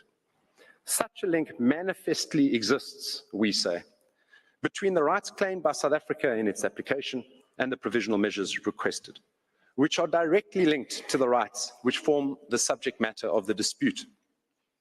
The provisional measures sought therefore ensure the protection of rights which might ultimately form the basis of a judgment in the exercise of the court's jurisdiction in due course. The rights at stake in these proceedings are certainly at least plausible, grounded in a possible interpretation of the Convention, and as the Convention imposes on parties the obligation to prevent and punish genocide under Article 1, and in doing so intends to protect groups and parts of groups from genocide.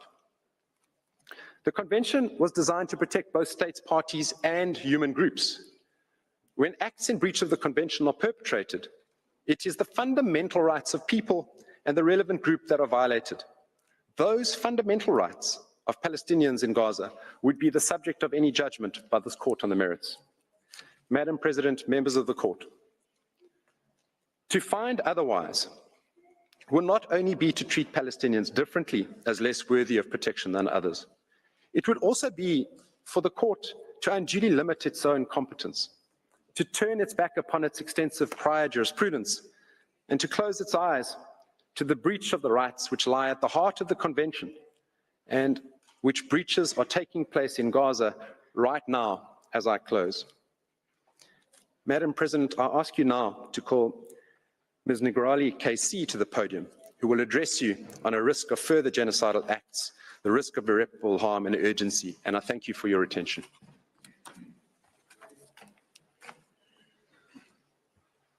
I thank Professor du Plessis, and I now invite Ms. Bin Glini Negrali to take the floor. You have the floor, madam.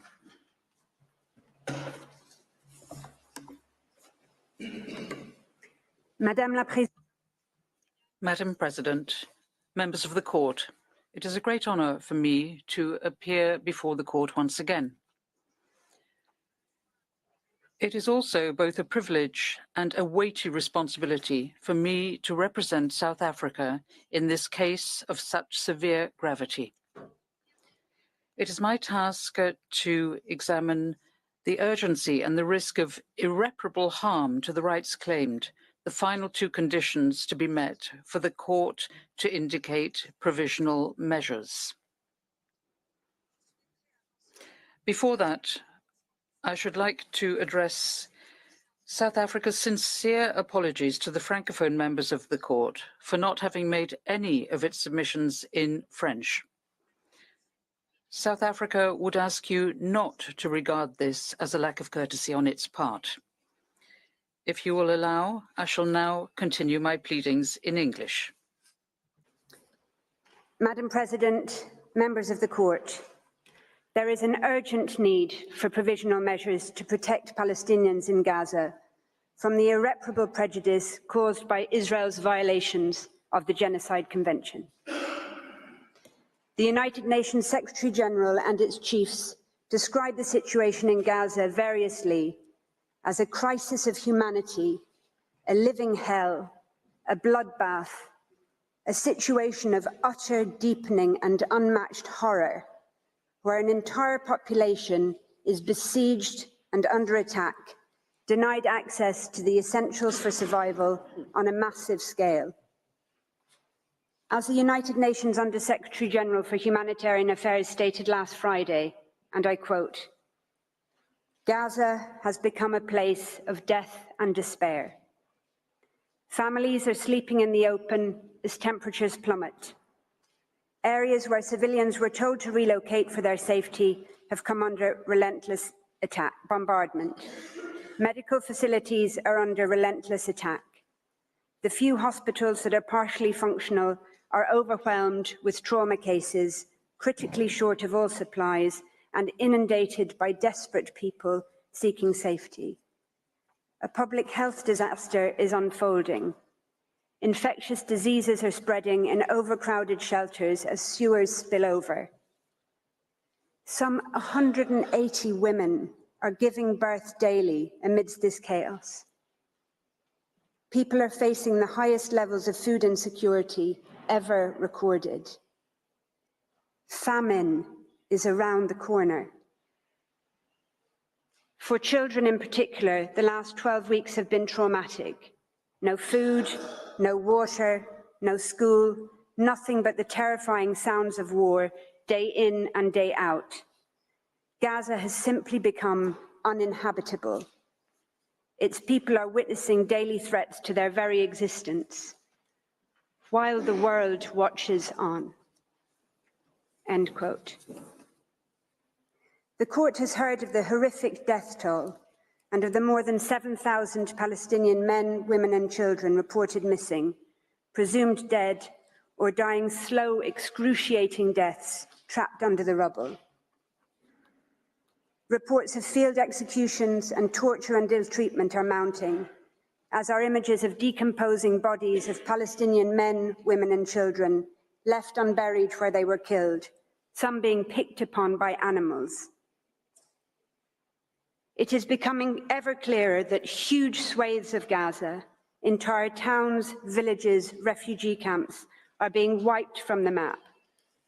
As you have heard, but it bears repeating, according to the World Food Programme, 4 out of 5 people in the world in famine or a catastrophic type of hunger are in Gaza right now. Indeed, experts warn that deaths from starvation and disease risk significantly outstripping deaths from bombings. The daily statistics stand as clear evidence of the urgency and of the irreparable prejudice. On the basis of the current figures, on average, 247 Palestinians are being killed and are at risk of being killed each day, many of them literally blown to pieces. They include 48 mothers each day, 2 every hour, and over 117 children each day, leading UNICEF to call Israel's actions a war on children.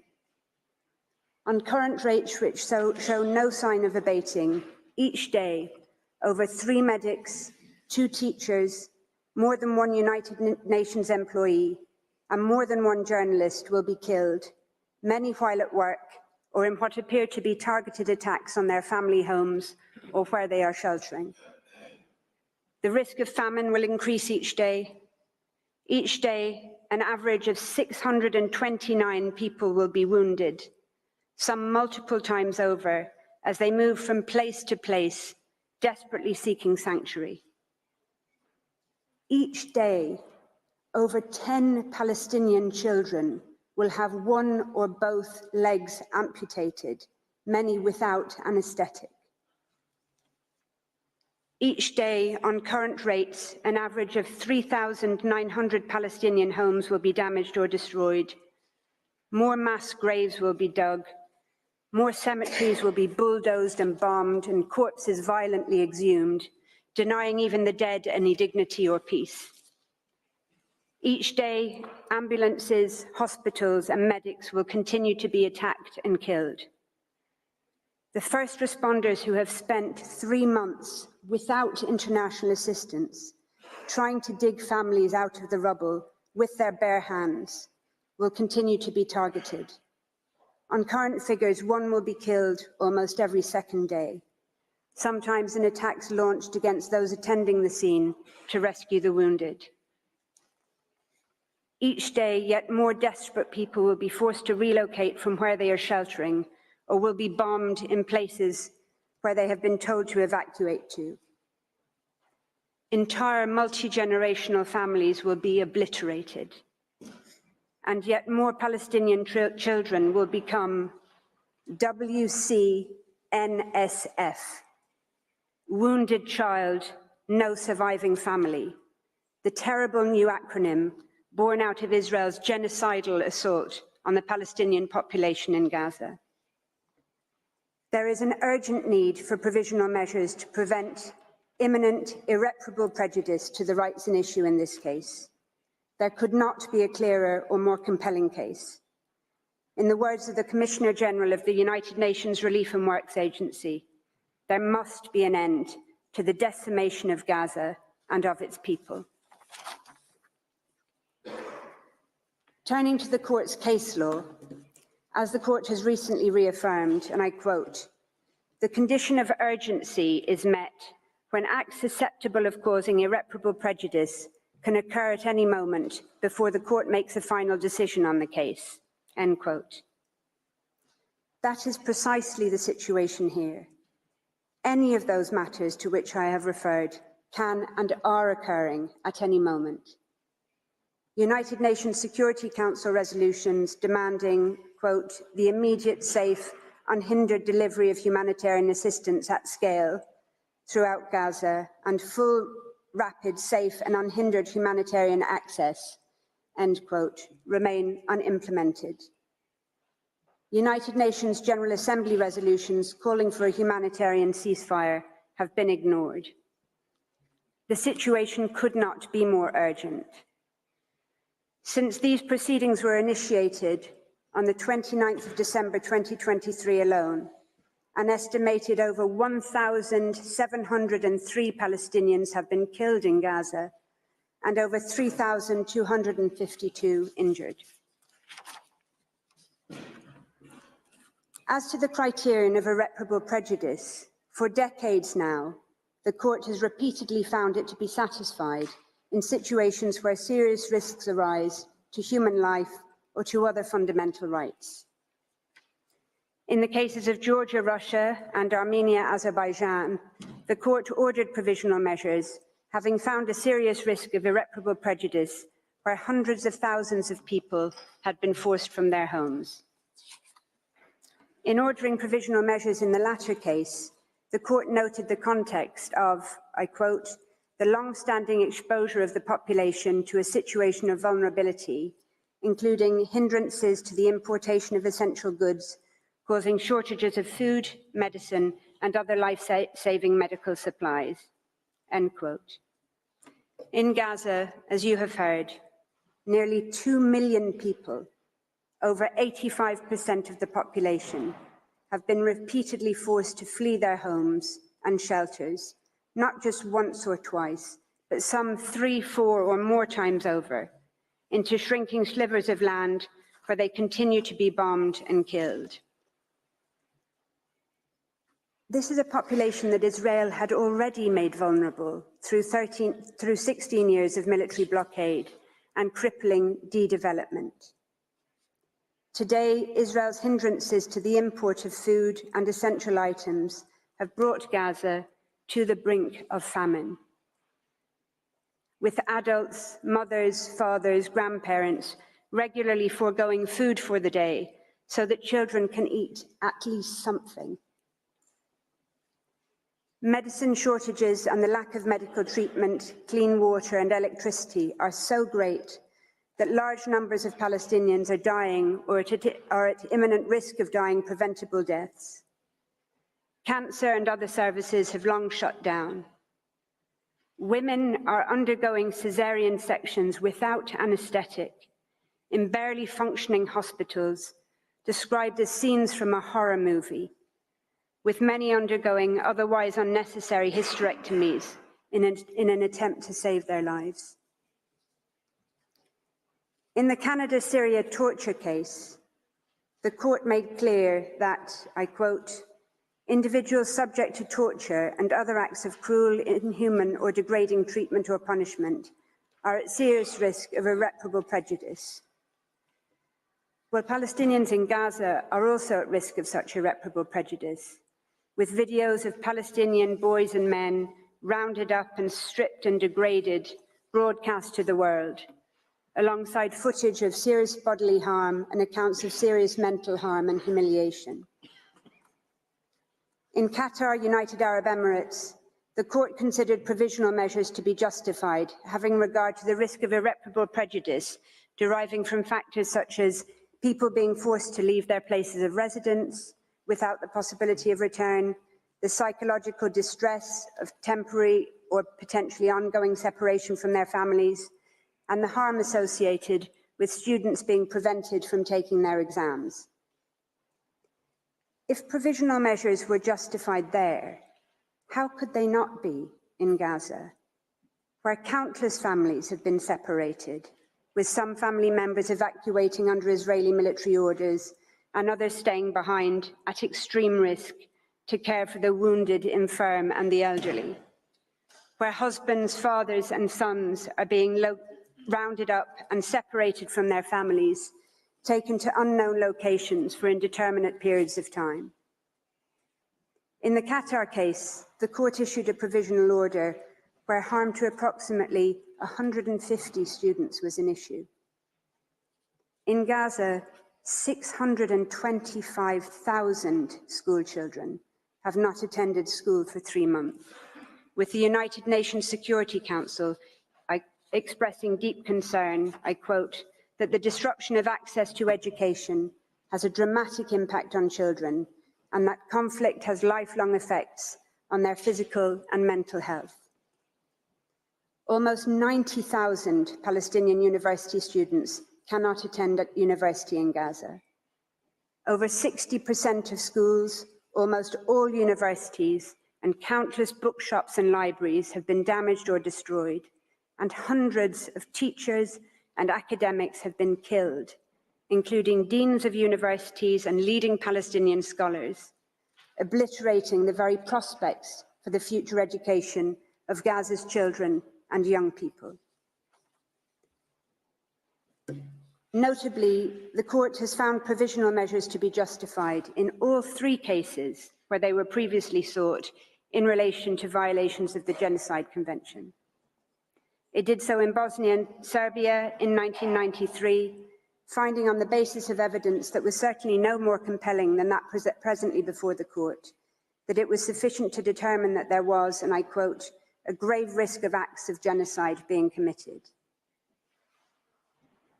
The court found provisional measures to be justified in the Gambia-Myanmar case on the basis of a risk of irreparable prejudice to the Rohingya, subject to, quote, mass killings as well as beatings, the destruction of villages and homes, denial of access to food, shelter, and other essentials of life. More recently, in indicating provisional measures in Ukraine-Russia, the court considered that Russia's military activities had, quote, resulted in numerous civilian deaths and injuries and caused significant material damage, including the destruction of buildings and infrastructure, end quote, giving rise to a risk of irreparable prejudice. The court had regard to the fact that, quote, attacks are ongoing and are creating increasingly difficult living conditions for the civilian population, end quote, which it considered to be extremely vulnerable. The court also considered the fact that, I quote again, many persons have no access to the most basic foodstuffs, potable water, electricity, essential medicines, or heating, and that many were attempting to flee under extremely insecure conditions. This is occurring in Gaza on a much more intensive scale to a besieged, trapped, terrified population that has nowhere safe to go. Lest the contrary be suggested, it is clear from Ukraine-Russia that the fact that the urgent risk of irreparable harm arises in a situation of armed conflict does not undermine, much less preclude, a request for provisional measures. That's also clear from the court's other judgments. So in the case of armed activities on the territory of the Congo, for example, the court ordered provisional measures based on its finding that, quote, persons, assets, and resources present on the territory of the Congo, particularly in the area of conflict, remain extremely vulnerable, and that there was a serious risk that rights at issue in the case may suffer irreparable prejudice, end quote. Similarly, in Costa Rica, Nicaragua, the court indicated provisional measures in part on the basis that the presence of troops in the disputed territory gave rise, I quote, to a real and present risk of incidents liable to cause irremediable harm in the form of bodily injury or death, end quote.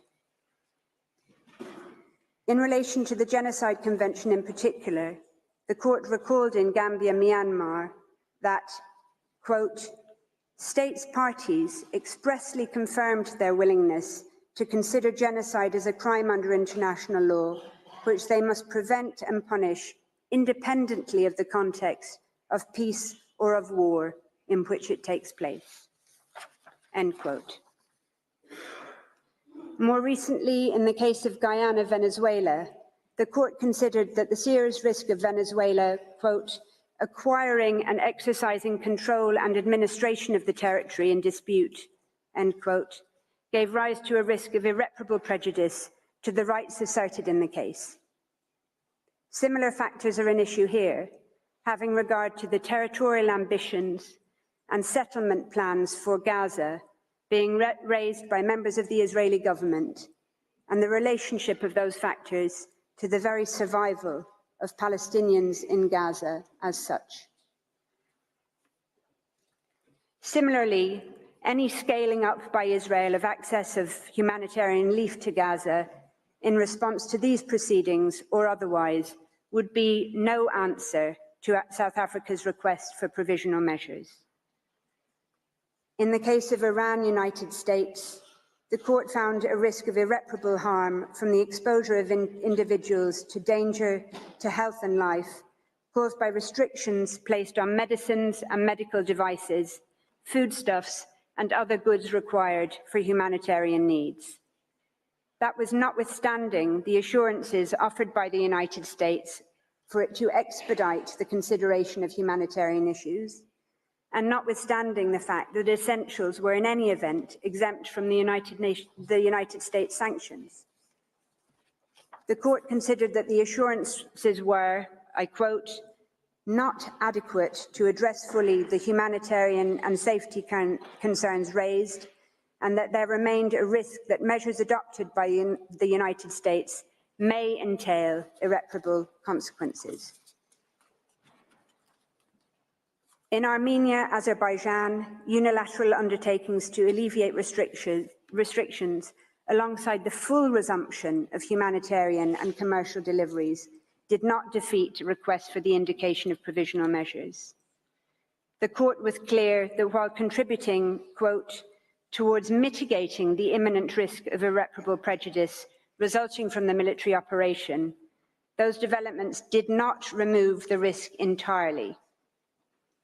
Indeed, in Georgia, Russia, the court made clear that it considers a serious risk to subsist where, quote, the situation is unstable and could rapidly change.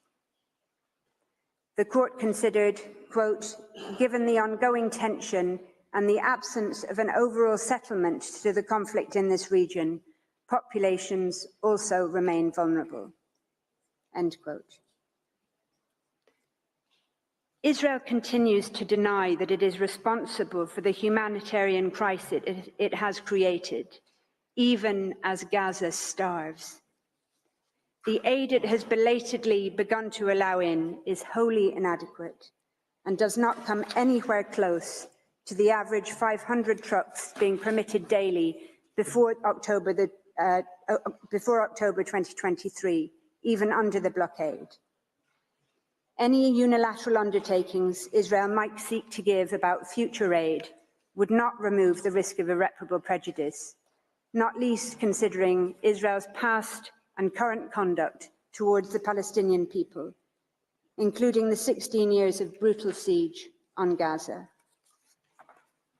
In any event, as the United Nations Secretary General has made absolutely clear, it is a mistake to measure, quote, the effectiveness of the humanitarian operation in Gaza based on the number of trucks allowed in. As he stressed, I quote, the real problem is that the way Israel is conducting this offensive means that the conditions for the effective delivery of humanitarian aid no longer exist. That would require security, staff who can work in safety, logistical capacity, and the resumption of commercial activity. It requires electricity and steady communications. All of these remain absent, end quote.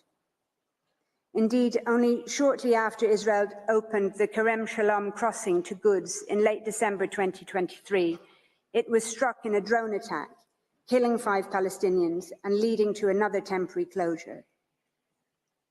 Nowhere and nobody is safe. As the United Nations Secretary General and all its chiefs have made clear, without a halt to Israel's military operations, crossings, aid convoys, and humanitarian workers, like everyone and everything else in Gaza, remain at imminent risk of further irreparable prejudice. An unprecedented 148 United Nations staff have been killed to date. Without a halt to Israel's military activity in Gaza, there will be no end to the extreme situation facing Palestinian civilians. Madam President, members of the Court, if the indication of provisional measures was justified on the facts in those cases I have cited, how could it not be here, in a situation of much greater severity, where the imminent risk of irreparable harm is so much greater? How could they not be justified in a situation that humanitarian veterans from crises spanning as far back as the killing fields of Cambodia, people who, in the words of the United Nations Secretary General, have seen everything, if they say it is so utterly unprecedented that they are out of words to describe it? It would be a complete departure from the long and established line of jurisprudence that this court has firmly established and recently reconfirmed for the court not to order provisional measures in this case. The imminent risk of death, harm, and destruction that Palestinians in Gaza face today and that they risk every day during the pendency of these proceedings, on any view justifies, indeed compels, the indication of provisional measures. Some might say that the very reputation of international law, its ability and willingness to bind and to protect all people equally, hangs in the balance. But the Genocide Convention is about much more than legal precedent. It is also fundamentally about the confirmation and endorsement of elementary principles of morality. The Court recalled the 1946 General Assembly resolution on the crime of genocide, which made clear that, I quote, "Genocide is a denial of the right of existence of entire human groups, as homicide is the denial of the right to live of individual human beings. Such denial of the right of existence shocks the conscience of mankind, results in great losses to humanity in the form of cultural and other contributions represented by these human groups, and is contrary to moral law and to the spirit and aims of the United Nations," end quote. Notwithstanding the Genocide Convention's recognition of the need to rid the world of the odious scourge of genocide, the international community has repeatedly failed. It failed the people of Rwanda. It had failed the Bosnian people and the Rohingya, prompting this court to take action. It failed again by ignoring the early warnings of the grave risk of genocide to the Palestinian people, sounded by international experts since 19th of October of last year.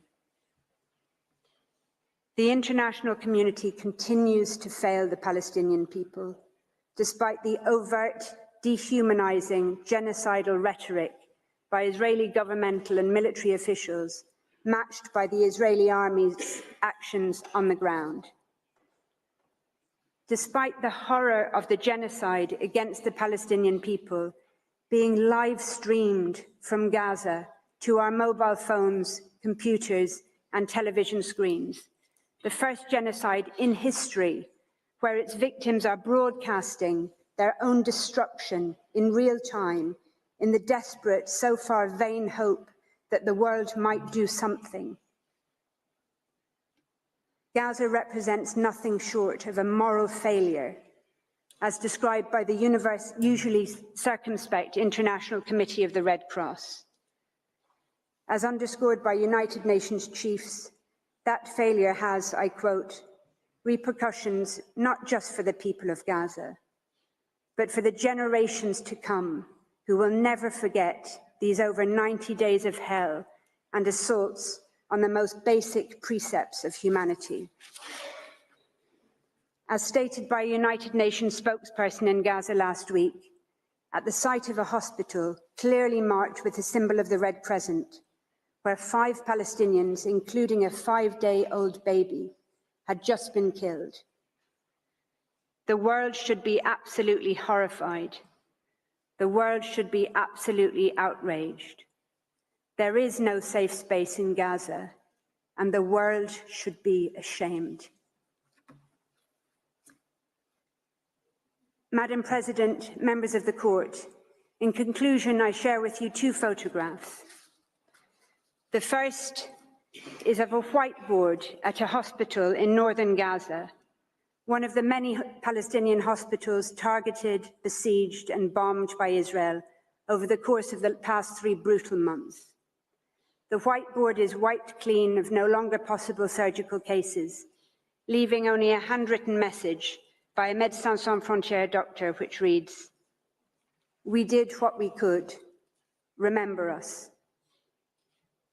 The second photograph is of the same whiteboard after an Israeli strike on the hospital on the 21st of November that killed the author of the message, Dr. Mahmoud Abu Nujayla, along with 2 of his colleagues. Just over a month later, in a powerful sermon delivered from a church in Bethlehem on Christmas Day, the same day Israel had killed 250 Palestinians, including at least 86 people, many from the same family, massacred in a single strike on Maghazi refugee camp. Palestinian pastor Munzir Ishaq addressed his congregation and the world, and he said, and I quote, "Gaza as we know it no longer exists. This is an annihilation. This is a genocide. We will rise. We will stand up again from the midst of destruction, as we have always done as Palestinians, though this is by far maybe the biggest blow we have received." But he said, "No apologies will be accepted after the genocide. What has been done has been done. I want you to look in the mirror and ask, where was I when Gaza was going through a genocide?" South Africa is here before this court in the Peace Palace. It has done what it could. It is doing what it can by initiating these proceedings, by seeking interim measures against itself as well as against Israel. South Africa now respectfully and humbly calls on this honourable court to do what is in its power to do, to indicate the provisional measures that are so urgently required to prevent further irreparable harm to the Palestinian people in Gaza, whose hopes, including for their very survival, are now vested in this court. Madam President, members of the court, I should like to thank you for your kind attention.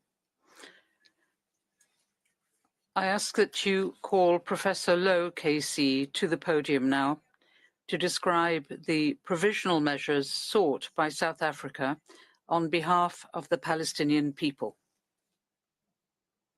I thank Ms. Negralik, and I now invite Professor Von Lowe to address the court. You have the floor, Professor.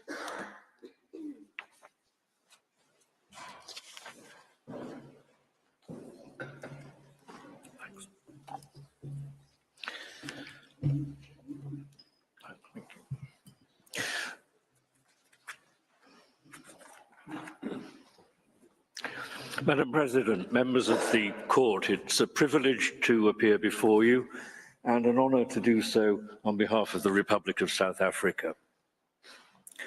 This case is brought under Article 9 of the Genocide Convention, which entitles any contracting party to the convention to submit to the court disputes relating to the interpretation, application, or fulfilment of the convention. The court does not at this stage have to determine whether or not Israel has or has not acted contrary to its obligations under the Genocide Convention. That can only be done at the merits stage. It's concerned now only with the question of what provisional measures are required pending the court's final decision on the merits. The court's jurisprudence points to 5 requirements for the ordering of provisional measures. The first is that there should be prima facie jurisdiction, and that was addressed by Professor Dugard. The second is that there should be a link between the measures requested and the rights underlying the main claim. This requirement is plainly satisfied.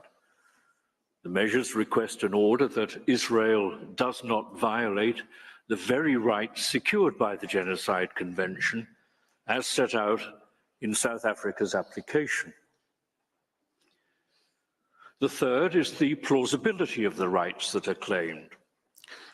Professor du Plessis explained that this is clearly satisfied.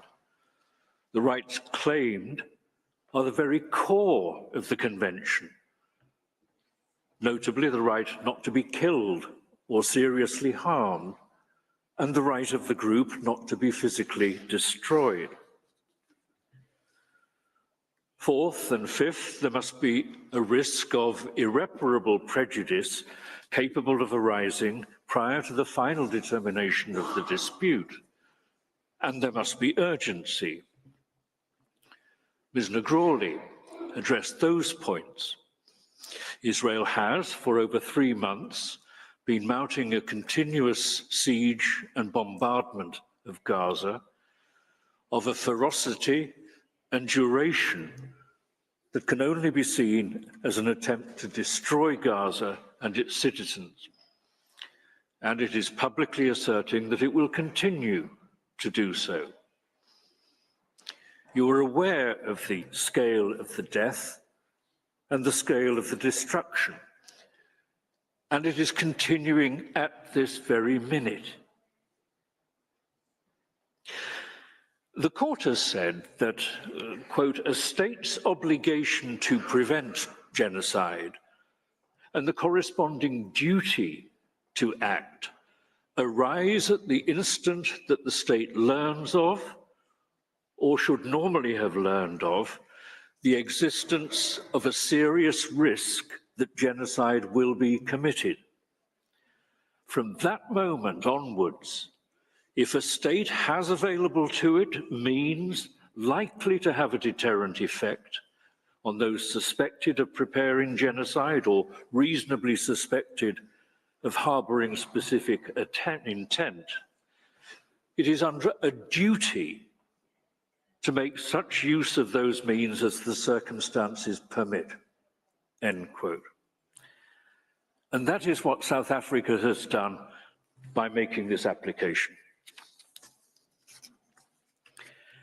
In cases such as Lagrande, Avena, Jadav, this court has exercised its power to order provisional measures, having regard to the impact not only of provisional measures on the state's parties to a case, but also to the impact on the individuals directly affected and their rights. It has issued orders to restrain states from killing individuals in a manner alleged to violate international law. And that is what South Africa is requesting, after more than 23,000 individuals have already been killed in the siege and bombardment of Gaza, the overwhelming majority of them innocent men, women, and children. The court also issues orders to safeguard the integrity of its proceedings and the efficacy of its final ruling. In the Bosnia genocide case, for example, you ordered that the parties, quote, not take any action and ensure that no action is taken which may aggravate or extend the existing dispute over the prevention or punishment of the crime of genocide, or render it more difficult of solution, end quote. Without such non-aggravation orders, there is a real risk that a respondent will rush to complete its unlawful conduct before the court's final ruling, thus rendering the ruling and the court an irrelevance. Well, South Africa has kept its application in this case within the scope of the convention. First, some will ask why South Africa does not seek any court order against Hamas. This case concerns Israel's actions in Gaza, which is territory that 3 weeks ago in Resolution 2720, the UN Security Council stressed is, quote, an integral part of the territory occupied in 1967, end quote, by Israel. As the court will understand, Hamas is not a state and cannot be a party to the Genocide Convention and cannot be a party to these proceedings. There are other bodies and processes that can address the questions of steps to be taken in respect of past atrocities and against other actors, and they are no doubt considering what they should do. But as a matter of law, under the Convention, South Africa cannot request an order from this court against Hamas. Secondly, South Africa understands that not all violence constitutes genocide. Acts of ethnic cleansing, collective punishment, the targeting of civilians, Attacks on hospitals and other war crimes are all unlawful, but they do not always violate the Genocide Convention. Genocide requires an intent to destroy, in whole or in part, a national, ethnical, racial, or religious group. But the fact that what Israel is doing in Gaza may also constitute war crimes or crimes against humanity is no defense and no bar to a charge of genocide. South Africa has set out its request for relief in paragraph 111 of its application and its request for provisional measures in paragraph 144. The reasoning behind the request is pragmatic. The first two paragraphs of the provisional measures request call for the suspension of Israel's military operations in and against Gaza. Israel's continuing operation in Gaza since the 7th of October attack is the focus of this case. Minister Lamola has recalled the fact that South Africa has condemned the 7th of October attack. Israel says that Palestine and Palestinians are not its target, and that its aim is to destroy Hamas. But months of continuous bombing, flattening entire residential blocks, and cutting off food and water and electricity and communications to an entire population cannot credibly be argued to be a manhunt for members of Hamas. It is an indiscriminate attack, killing, maiming, and terrorizing the entire population of Gaza with no regard to questions of innocence or guilt, obliterating the homes and cities in which they live, and destroying any practical possibility of their return to make their homes amidst the rubble. Israel's actions both attack Palestinians in Gaza directly and also prevents humanitarian relief reaching them. Palestinians face death from continuing bombardments and shootings, and death from starvation and disease, which is even more indiscriminate, but usually slower. In recent days, the United States has said again that far too many civilians are being killed. And the UN Secretary General and the UN Undersecretary for Humanitarian Affairs and the Commissioner General of the UN Relief and Works Agency have asserted that it is imperative to halt military operations in order to enable the effective delivery of humanitarian relief.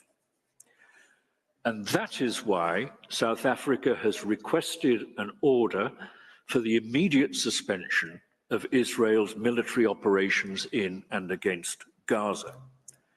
It is the only way to secure the humanitarian response and avoid yet more unnecessary death and destruction.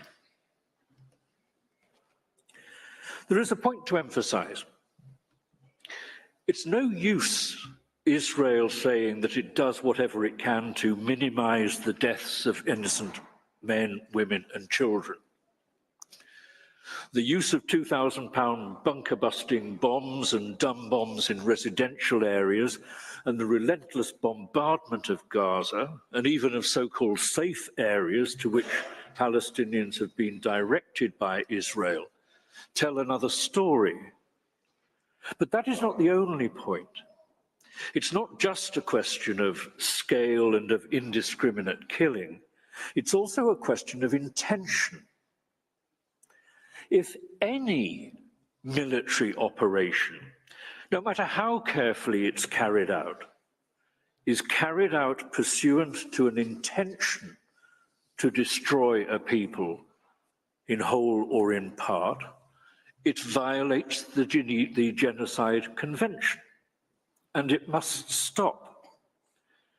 And that is why all military operations capable of violating the Genocide Convention must cease. The third request is for an order that both Israel and South Africa, in accordance with their obligations under the Genocide Convention in relation to the Palestinian people, take all reasonable measures to prevent genocide. The fourth and fifth measures then spell out these general obligations in terms of the specific instances of offences listed in Articles 1, 2 and 3 of the Convention. The sixth requested measure addresses the fact that, aside from its own acts, the government of Israel is legally bound to prevent and punish others who engage in or incite or actively support conduct that violates the Genocide Convention. Until the reported intervention of the Attorney General 36 hours ago, Israeli authorities appear to have done practically nothing to stop the flow of genocidal rhetoric, including statements emanating from the ranks of public officials. Indeed, the toleration, even normalization of such incitement has become a matter of concern within Israel itself. And that is why this measure is sought. This case is important. Lives are at stake. Israel's credibility and reputation are at stake. Yet evidence that could determine whether or not particular acts violate the Genocide Convention is being lost or destroyed, while fact-finders and foreign journalists are unable to report freely from Gaza. Hence the seventh request, which is for an order directing the preservation of evidence. And finally, South Africa asks that the court require specific reports from Israel on what it is doing to implement the order. General assurances are not enough. Reports published via the court are an essential element of accountability. I should address the question of self-defense. In its advisory opinion in the wall case, the court noted that the threat that Israel had argued justified the construction of the wall was not imputable to a foreign state, but emanated from territory, the occupied Palestinian territory, over which Israel itself exercises control. For those reasons, the court decided, as a matter of international law, the right of self-defense under Article 51 of the Charter, the UN Charter, had no relevance in such circumstances. 20 days ago, the Security Council affirmed yet again that Gaza is occupied territory. Though Israel refers to a complete withdrawal from Gaza, it has retained control over Gaza, over access by land and sea and air, and over key governmental functions and supplies of water and electricity. The tightness of its grip may have varied, but no one can doubt the continuous reality of Israel's grip on Gaza. The court's legal holding from 2004 holds good, and a similar point is to be made here. What Israel is doing in Gaza, it is doing in territory under its own control. Its actions are enforcing its occupation. The law on self-defense under Article 51 of the UN Charter has no application. But that is not the main point. The main point is much simpler. It is that no matter how monstrous or appalling an attack or provocation. Genocide is never a permitted response. Every use of force, whether used in self-defense or in enforcing an occupation or in policing operations or otherwise, must stay within the limits set by international law, including the explicit duty in Article 1 of the Convention to prevent genocide. South Africa believes that the publicly available evidence of the scale of the destruction resulting from the bombardment of Gaza and the deliberate restriction of food, water, medicines, and electricity available to the population of Gaza demonstrates that the government of Israel, not Jewish people or Israeli citizens, the government of Israel and its military is intent on destroying the Palestinians in Gaza as a group and is doing nothing to prevent or punish the actions of others who support that aim. And I repeat, the point is not simply that Israel is acting disproportionately. The point is that the prohibition on genocide is an absolute, a peremptory rule of law. Nothing can ever justify genocide. No matter what some individuals within the group of Palestinians in Gaza may have done, and no matter how great the threat to Israeli citizens might be, genocidal attacks on the whole of Gaza and the whole of its population with the intent of destroying them cannot be justified. And no exception can be made in a provisional measures order to allow a state to engage in actions that are capable of violating its obligations under the Genocide Convention. It is unthinkable that a court would ever do such a thing. That is the simple point in this case. Genocide can never be justified in any circumstances. Israel's actions will be examined closely and methodically at the merit stage, when the court will want to hear what Israel has to say in its defense. What matters now is that the evidence indicates that Israel's actions have violated its obligations under the Genocide Convention, that they continue to violate them, and that Israel has asserted that it intends to continue them. Israel may say that it will comply with all of its obligations under the Genocide Convention and that orders from the court are not necessary. But in previous cases, the court has held that such unilateral statements do not remove the risk of irreparable prejudice or obviate the need for a court order. In this case, one reason for doubting the efficacy of any such unilateral undertaking is Israel's apparent inability to see that it has done anything wrong in grinding Gaza and its people into the dust. Another reason is that a departure from or reinterpretation of any unilateral undertaking by Israel may lead to consequences so appalling that the risk simply cannot be taken. But there is a third reason.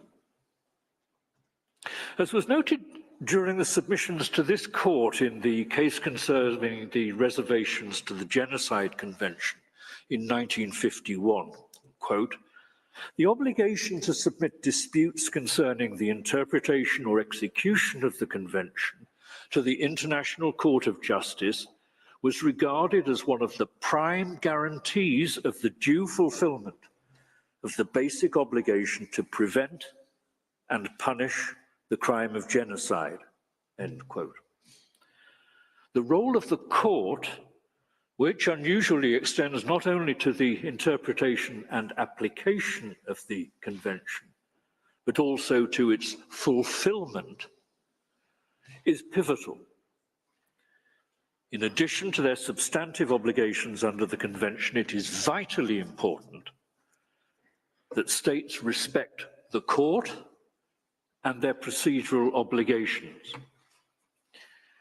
This is not a moment for the Court to sit back and be silent.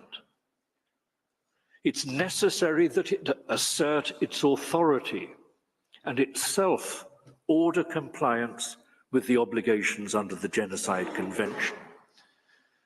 Indeed, it's hard to think of a case in recent history which has been so important for the future of international law and of this Court.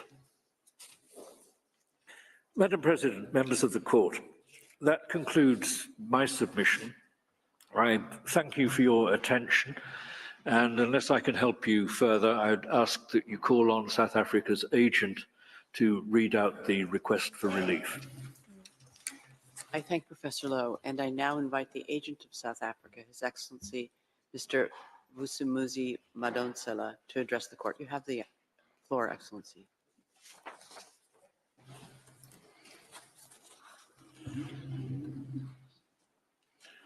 Madam President, it remains my honor to read to Your Excellencies the provisional measures that South Africa requests from the Court. You have heard the reasons set out which justify the measures being sought. To sum up, the indication of provisional measures is, we recognize, without prejudice to the merits of the underlying claim. Yet, the evidence at this stage indicates grave violence and genocidal acts against the Palestinians in Gaza, in flagrant contravention of the Genocide Convention and in breach of their rights. South Africa has come to this Court to prevent genocide and to do so in the discharge of the international obligation that rests on South Africa and all other states under the Convention.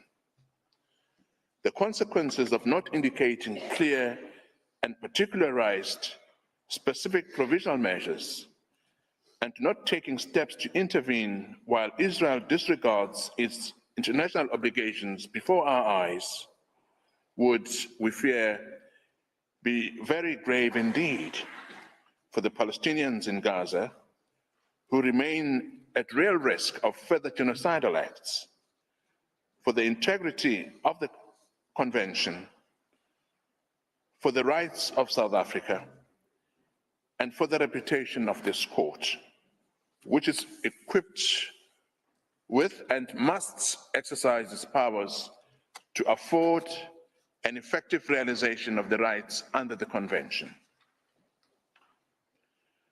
That means we respectfully submit, indicating the provisional measures being sought by South Africa, as well as any others in addition which the Court might deem appropriate. Justice and equal respect for the rights of Palestinians points overwhelmingly in favor of these critically required provisional measures. Madam President, I now proceed to read the measures requested by South Africa. On the basis of the facts set forth above, South Africa, as a state party to the Convention on the Prevention and Punishment of the Crime of Genocide, respectfully requests the Court, as a matter of extreme urgency, pending the Court's determination of this case on the merits, to indicate the following provisional measures in relation to the Palestinian people as a group protected by the Genocide Convention. These measures are directly linked to the rights that form the subject matter of South Africa's disputes with Israel. 1, the State of Israel shall immediately suspend its military operations in and against Gaza. 2, the State of Israel shall ensure that any military or irregular armed units which may be directed, supported, or influenced by it, as well as any organizations and persons which may be subject to its control, direction, or influence, take no steps in furtherance of the military operations referred to in point 1 above. 3, the Republic of South Africa and the State of Israel shall each, in accordance with their obligations under the Convention on the Prevention and Punishment of the Crime of Genocide, in relation to the Palestinian people, take all reasonable measures within their power to prevent genocide. 4, the State of Israel shall, in accordance with its obligations under the Convention on the Prevention and Punishment of the Crime of Genocide, in relation to the Palestinian people as a group protected by the Convention on the Prevention and Punishment of the Crime of Genocide, desist from the commission of any and all acts within the scope of Article 2 of the Convention. In particular, A, killing members of the group, B, causing serious bodily or mental harm to the members of the group, C, deliberately inflicting on the group conditions of life calculated to bring about its physical destruction in whole or in part, and D, imposing measures intended to prevent births within the group. 5, the State of Israel shall, pursuant to point 4, paragraph C above, in relation to Palestinians, desist from and take all measures within its power, including the rescinding of relevant orders, of restrictions and or prohibitions to prevent A, the expulsion and forced displacement from their homes, B, the deprivation of access to adequate food and water, access to humanitarian assistance, including access to adequate fuel, shelter, clothes, hygiene, and sanitation, the medical supplies and assistance, and C, the destruction of Palestinian life in Gaza. Number 6, the State of Israel shall, in relation to Palestinians, ensure that its military, as well as any irregular armed units or individuals which may be directed, supported, or otherwise influenced by it, and any organizations and persons which may be subject to its control, direction, or influence, do not commit any act described in 4 and 5 above, or engage in direct and public incitement to commit genocide, conspiracy to commit genocide, attempt to commit genocide, or complicity in genocide. And insofar as they do engage therein, that steps are taken towards their punishment pursuant to Articles 1, 2, 3, and 4 of the Convention on the Prevention and Punishment of the Crime of Genocide. Number 7, the State of Israel shall take effective measures to prevent the destruction and ensure the preservation of evidence related to allegations of acts within the scope of Article 2 of the Convention on the Prevention and Punishment of the Crime of Genocide. To that end, the State of Israel shall not act to deny or otherwise restrict access by fact-finding missions, international mandates, and other bodies to Gaza to assist in ensuring the preservation and retention of said evidence. Number 8, the State of Israel shall submit a report to the court on all measures taken to give effect to this order within 1 week, as from the date of this order, and thereafter at such regular intervals as the court shall order, until a final decision on the case is rendered by the court, and that such reports shall be published by the court, I beg your pardon. Number 9, the State of Israel shall refrain from any action and shall ensure that no action is taken which might aggravate or extend the dispute before the court or make it more difficult to resolve. Thank you, Madam President and distinguished members of the Court. That concludes South Africa's address. Thank you. I thank the agent of South Africa, whose statement brings to an end the single round of oral argument of South Africa, as well as this morning's sitting. The court will meet again tomorrow, 12 January 2024 at 10 a.m. to hear the single round of oral argument of Israel. The sitting is adjourned.